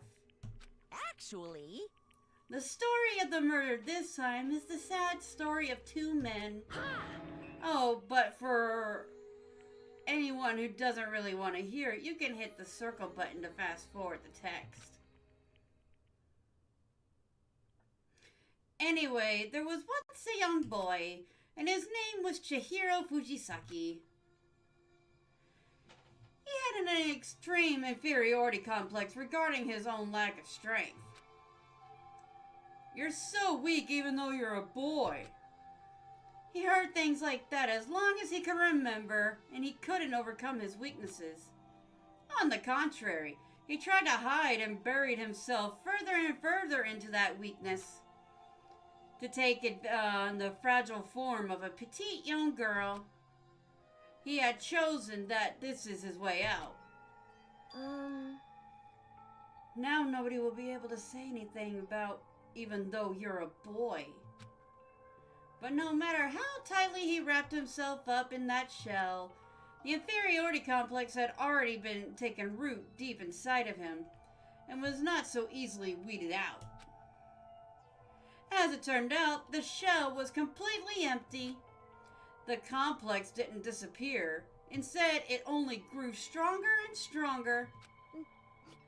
I'm weak. Weak, weak, weak, weak, weak, weak, weak, weak. Once the killing game had begun here at the school, he had no choice but to accept his fate. After all, this world is survival of the fittest. If you're not strong, you do not survive. And then the lovely and hateful Monokuma announced the revealing of the embarrassing secrets. Which of course included Chihiro's embarrassing secret, which I was more than willing to divulge. Even though he dresses like a girl, Chihiro is actually a boy.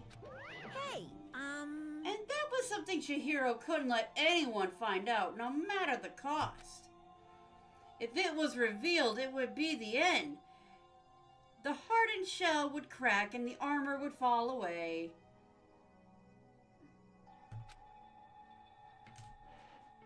Without a doubt, those around him would torture him more than ever before.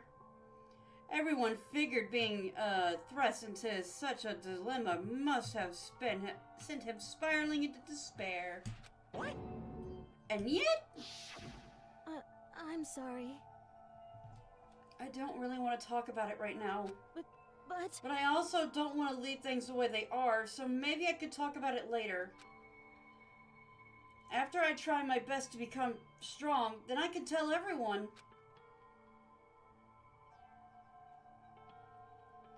Annoyingly, he used the threat of discovery to motivate himself to become stronger. That's right. Now's my chance. I want to change. I'm going to get stronger and accept who I am. Strong enough that when someone says, even though you're a boy, I'll be okay. I'll get better. With that thought at the front of his mind, he resolved to take immediate action. And so, that day he made the commitment to begin exercising. He was prepared to retrain his mind and body. But sadly, that would be the first and only chance he would get at it. Hey, When he decided to start exercising, he thought it would be good to ask for someone's help. But he wanted to tell that person his secret himself and then ask them to help him from there. And the person he went to? Yeah, that's right. It was me. Yep, it sure was. The biker gang fella had been painfully clear about how important his manly promises were. So Chihiro probably figured that even if he confided in Mondo, his honor would make him keep the secret. Plus, Mr. Macho Mondo was the very symbol of strong man that Chihiro had always aspired to be. Maybe talking to Mondo will help me, give me some courage. So he went and asked Mondo to help him become strong. That was his aspiration. And he thought that only with Mondo's support would he ever be able to come close to that. Correct. So then, that must be why Mondo did what he did, to keep the promise he made to Chihiro. Huh? Did what he did? You mean, that's why Mondo carried Chihiro from the boys' locker room to the girls' locker room? OMG, CD Keys is a lifesaver. What you get? Indeed. Yes, that's exactly what I mean. Wasn't that to cover up what he'd done? Certainly. That could have been part of it, but I don't think that was the main reason. The real purpose was to keep the promise between men he'd made with Chihiro. But how does moving the body keep his secret? Because if everyone knew he'd killed in the boys' locker room, then everyone would have been arguing about how she got into the boys' locker room, right? Once that started up, at least a few of us would have immediately begun to suspect his identity, so he tried to protect Chihiro's secret by putting him in the girls' locker room and stealing his handbook, see? Oh, Dead by Daylight, yeah. Then Mondo did all that to keep the promise he'd made to Chihiro, who he'd also killed. Why would he do that? The more I hear you talk, the more I don't understand. I mean, you guys trusted each other, right? So why did you... Because no matter what, I didn't want anyone to know. I knew it. So that's what triggered it after all. The possibility of having embarrassing memories and secrets exposed. What is this? That's impossible. Nothing could have been that bad. Something he didn't want anyone to know, even if it meant killing someone? You're wrong! I was gonna get it on Steam during the sale, but it was too late. But sadly, but CD Keys has it for pocket change. Nice. Don't make me repeat myself. How many times must I repeat myself? To judge others by your own standards is the height of folly. Even if you can't comprehend it, he obviously can. That's all there is to it. Well, while you were on the subject, why don't I tell you? That embarrassing memory, that secret he didn't want anyone to know? Hey, You know what Mondo did? He killed his own brother.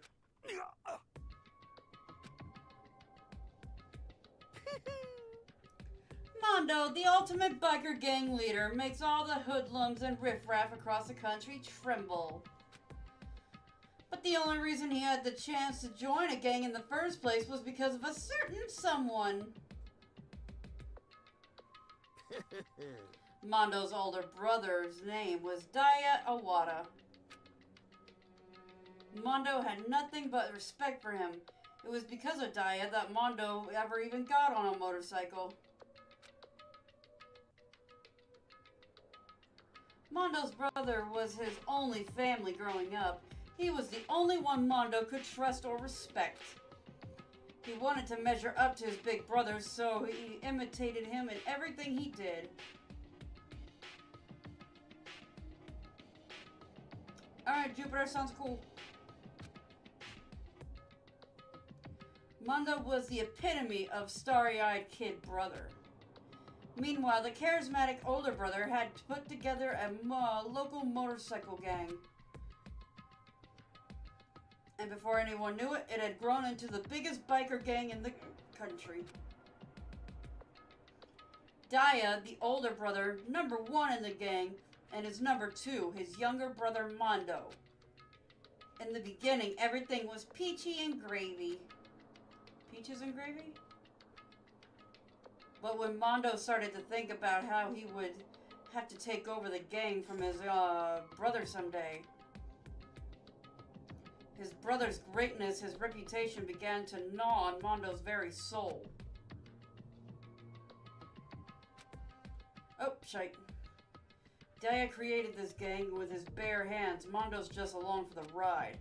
Can someone like that really be our leader? All that'll do is make the gang look bad. Almost every day, Mondo heard the gossip and rumors of the other members of the gang. Which is why... I gotta get stronger. Stronger than Daya. Just one time. No matter what, I gotta win. Don't fuck with me. I don't care what it takes. I gotta come out on top. And on that night of his amazing brother's retirement ceremony, Mondo challenged him to a street race. But during the race, tragedy struck. Truck-kun came out of nowhere and isekai'd his brother. The kid brother pushed ahead with reckless abandon, eager for victory, and dashed into oncoming traffic. But suddenly...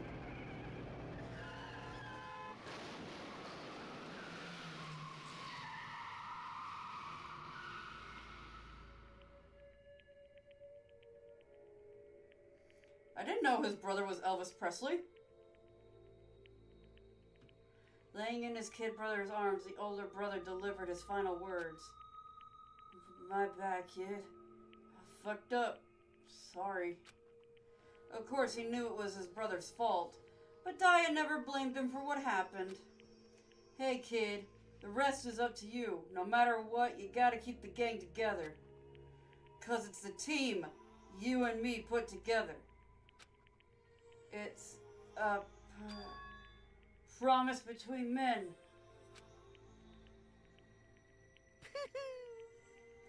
He decided to hide the truth of what happened from everyone else in the gang, in order to keep the gang together and keep the promise to his brother. He could never admit to anyone that his own weakness that caused the accident. And as a result, the team was made even stronger under the banner of the kid who'd bested his big brother. Daya was gonna lose to this kid brother, so he got stupid and got himself killed. That became the explanation for what happened. Mondo's lie became the truth. He wanted to lead the team so bad he was willing to tell all kinds of lies about his brother. I'm just strong. Strong, strong, strong, strong. I knew it was only a matter of time. One sec. That's the Twitch side. Yep, there it is.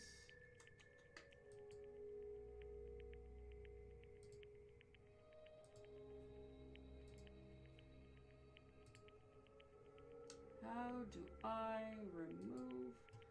Last time I did this, I pinned it and then delete the message. There we go.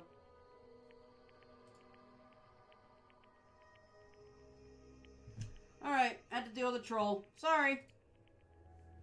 One more sec.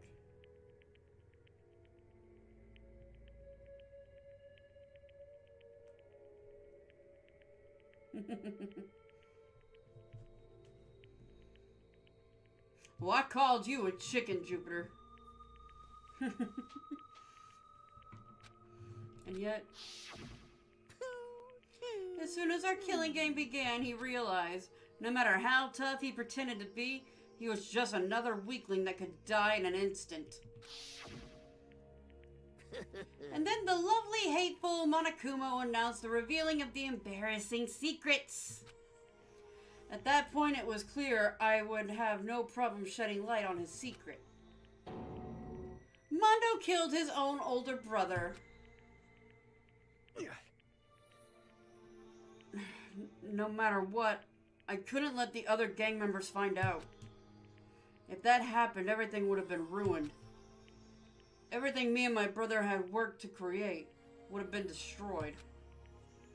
His death, all the guilt I've been carrying around, it would have been for nothing. So that's why... Mondo? After I saw what Monokuma had on me, my head filled up with all kinds of fuzzy uneasiness, and I just started swirling around. I'd never felt anything like it before. I didn't know what to do about it. I wasn't sure what to think or say, but after a while, that fuzzy uneasiness turned itself into a rock-hard lump of anxiety way down into my stomach. Hey, drive me crazy. What's going on? One sec.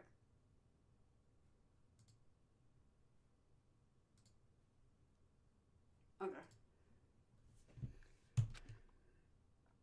And it was right around then that Chihiro asked me to start working out with him. And right there, he told me a secret. Seriously? Jesus. I'm sorry. I'm sorry I lied to you. But why? Oh, I'm doing pretty good. I'm hoping you're having a good night. I will admit I have a small headache setting in. Once the class trial's over, I'm probably going to call it an early stream. I don't know. Because, I got some stuff I got to take care of, too. Why are you telling me this all of a sudden? Huh? Because, I mean, you've kept that secret all this time, right? If anyone found out, you would... But... You're right, but... I want to change. I wrapped myself in lies. I'm weak. I want to destroy that version of me forever. His words were like a knife in my gut. I felt like he was exposing the lie I had been living myself. I have to change. I don't want to be weak anymore. You're so strong, it can't hurt you, right? Whatever secret Monokuma might tell us? You piece of... So what? So what? You're saying I should just say it? What? You're saying if I really am, I should just be able to tell everyone my secret? Huh? I was jealous? Oh, I was jealous. I was jealous of Chihiro's strength. He had the strength to face his own weakness to try and overcome it. It was a kind of strength I never had. So I was jealous of him. And that jealousy broke me. What? Are you making fun of me? I'm strong. Are you fucking with me right now? No. I'm not making fun of you. You really are strong, Mondo. I feel like I could hear something starting to creak. Something inside my head. What did he want me to do? What was I supposed to do? Was I supposed to just sit back, let my secret get revealed, and ruin everything? What's wrong? Damn you! Why did you have to tell me all that? Are you trying to rub my failure in my face? I just wanted to... I just really admire you. I admire your strength. Yeah, that's right. That's right. I am strong. Strong. I'm strong. Stronger than you! You son of a bitch! And stronger than Daya! I don't remember anything after that. When I woke up again, he was laying at my feet, covered in blood. I had the dumbbell in my hand, and I was just staring at him down on the ground. Hey. I killed Chihiro. Even after all this time, I'm still just as weak as I've always been. And thanks to that, I did something I can never take back. Oh no. He was really so aggressive, so angry. He hid that weak side away for everyone. That was his secret. A weakness like that lived in a heart like his, and it turned him cold-blooded. God damn it! Look at him! You see? You're all just like him! For a secret from the past, for a memory, for that he killed another living human in cold blood. He couldn't cut free of his regrets from the outside world. He doesn't know what true strength is. Do you see hope anywhere in here? 'Cause I sure don't. You bastard. Just shut up, you son of a bitch. Go ahead and say that again. I dare you. Yep. Okay, I'll say it as many times as I want. Is what I want to say, but unfortunately I can't do that right now because the time for punishing is fast approaching. Punishing? It can't be. I mean, execution. Well now. That's what I promised you, right? The blackened that disturb the peace will be punished. Ridiculous. Hold on. Now then, I prepared a very special punishment. For Mondo Awada, the ultimate biker gang leader! No, wait! Let's give it everything we've got! It's punishment time! Sorry, man. I couldn't keep the promise we made. From one man to another.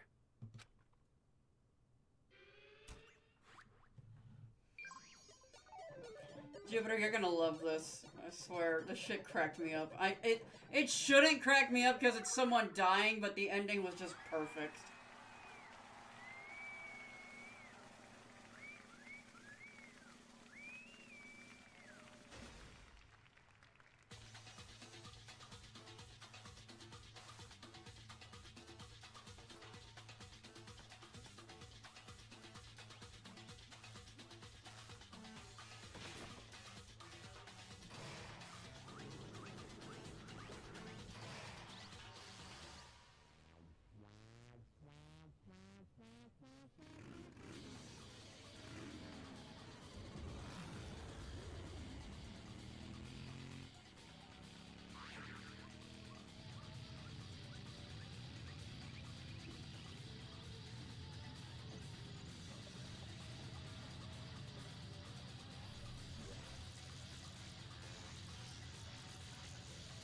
Yeah, it was funny to me too.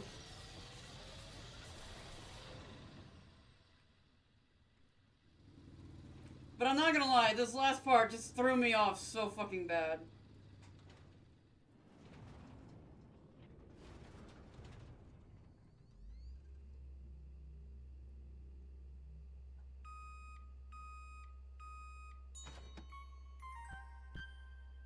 Mondo butter!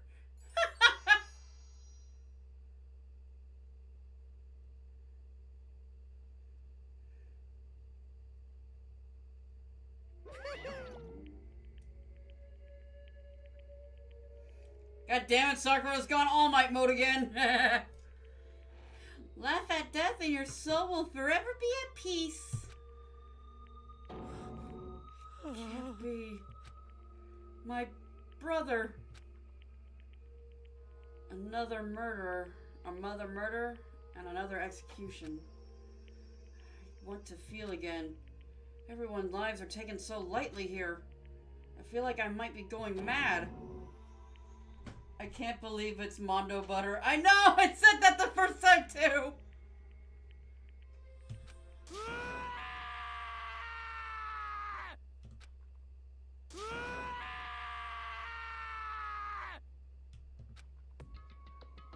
He's in a butter place now. As Taco's sad scream invaded our skulls, we were each forced to realize once again. But he, of course, he had to. What a disappointment. This was the end game. Byakuya? What is this? You're completely insane, you know that? A game? One of our friends is dead. Do you realize that? Naturally. Of course I do. Because the game is life or death. Hey. Taka, my poor baby. I don't have anything to say to you. I don't have any response except that I just don't understand why. Why do you go out of your way to guise Mondo's crime? What? Why? Isn't it obvious? Because it made things more interesting. His voice was calm and motionless, like the voice of death. It chilled me to the bone. Last night when the murder took place, I was in the library as usual. Honestly. So you ignored the nighttime rule too. That rule never mattered to me. I don't recall agreeing to it. There is nothing to be done. Hi Annie. I feel like he'll be the next suspect, just judging by him losing it. Then, you mean Taka? Oh, you never know. The night grew late, and I decided to return to my room, which is when I stumbled upon him. I spotted Mondo coming out of the girls' locker room. After he'd gone, I looked inside and saw the corpse. What? What? You mean you actually witnessed the murder? He was such a fool. He didn't have the slightest idea that I'd seen him. Well... So you're saying you knew who the culprit was from the very beginning? That's right. Indeed. But if that had been the end of it, how boring would that have been?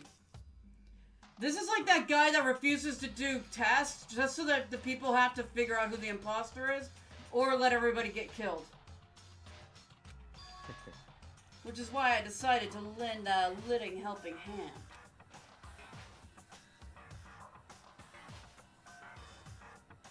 Probably, I'm having a hard time remembering the names in the game. Okay, so the guy in the white suit and the dark hair, the one that was screaming over Mondo's death, that's Taka.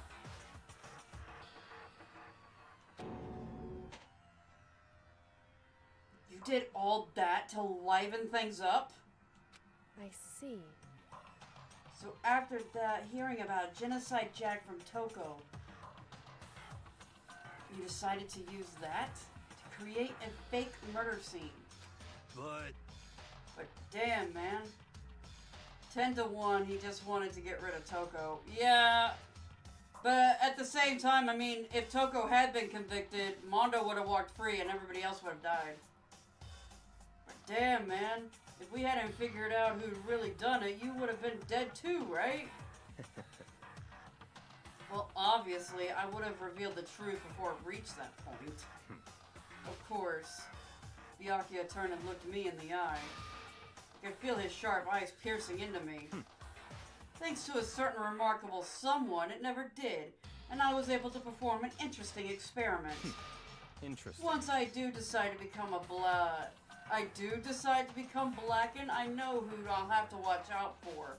Jesus, he just confirmed that he will do it! What? Correct. So that was your reason. Are you satisfied? Indeed. Yes, we're done listening to your story. Moving on. Hey. There's something I would like to ask Monokuma. What's this? Oh, I'm up next? You like to perform these elaborate executions each time, correct? Byakuya is a sussy baka. My question is why? Do you like them? But you know, this punishment, this despair, it's not just for you. All this punishment, all this despair is my gift to mankind itself. What? You're over-exaggerating. I'm not over-exaggerating. These punishments are meant to transform all the hope to despair. Damn. What do you mean? Huh? Mean? Mean? Mean? What the heck? Mean. Good grief, I don't understand why you have to pick apart every little stupid thing. I wonder what Toko's execution would have been. Something to do with... you never know.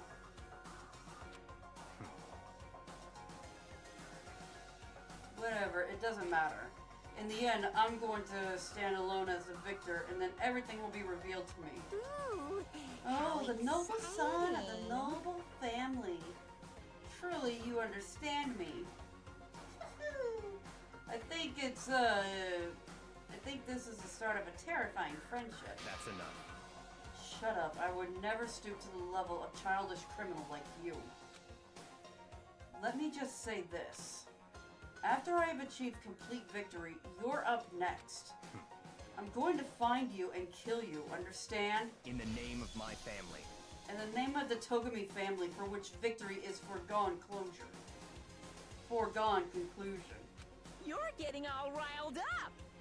It looks like you're the main character of a video game or something. No trash move for you. Swear, whatever it takes, I will kill you. Temper. Sounds like someone needs a nap.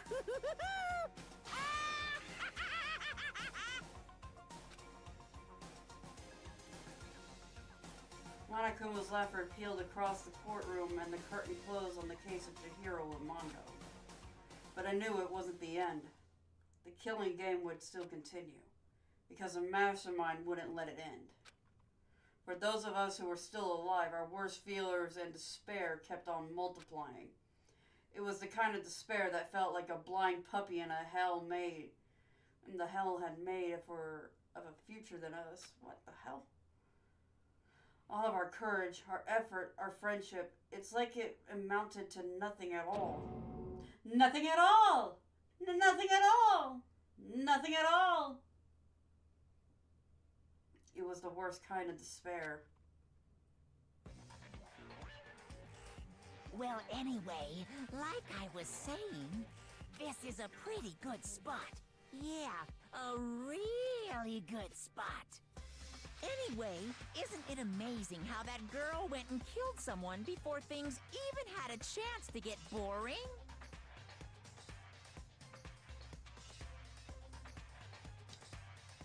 We've only had male killers so far. Once things really get moving, it'll be like a roller coaster. There won't be any stopping it. Fear and despair charge forward at a speed nothing can hope to match. But I must admit, I'm disappointed. I went to all the pain and effort of making you part of the group, and you couldn't play your part. You do remember you were supposed to make the first move, right? Well, no biggie. Nothing we can do about it now, so just do your best to make things more exciting from now on, okay? After all, that's what everyone wants to see. There's one thing I'd like to ask you. As long as you don't want to know my measurements, fire away. Who is it? The 16th student. Ooh. My, you really took me by surprise there. I know I said you could ask anything, but super denied, ultra denied, demonic denied. Because you see, that's my ace in the hole. And nobody'd be dumb enough to reveal that, right? No matter how close they were to their friends.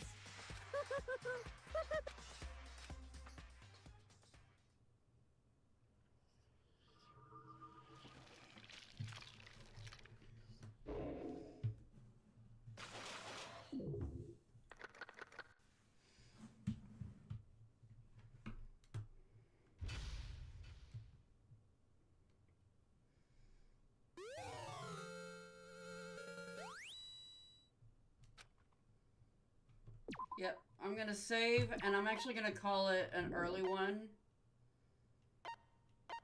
Just to be safe. Oop. Yeah. I'm just gonna call it here.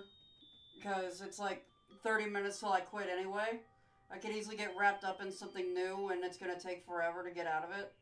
So, we'll just pick up on chapter 3 when we come back, which should be tomorrow. I do have something to mention that I'll mention tomorrow, but I'm going to go ahead and mention it in the Discord tonight for everybody once I'm done with stream. But, yeah, I'm just going to call it. We're, early stream. Yeah, it's going to be an early one. Mainly because I got some stuff I got to take care of real quick before I go to bed or head off to bed and whatever. I gotta find something to eat, too. So, we'll see. Either way, everybody take care. I'll message here in the Discord. Good stream, Marlo. Thanks.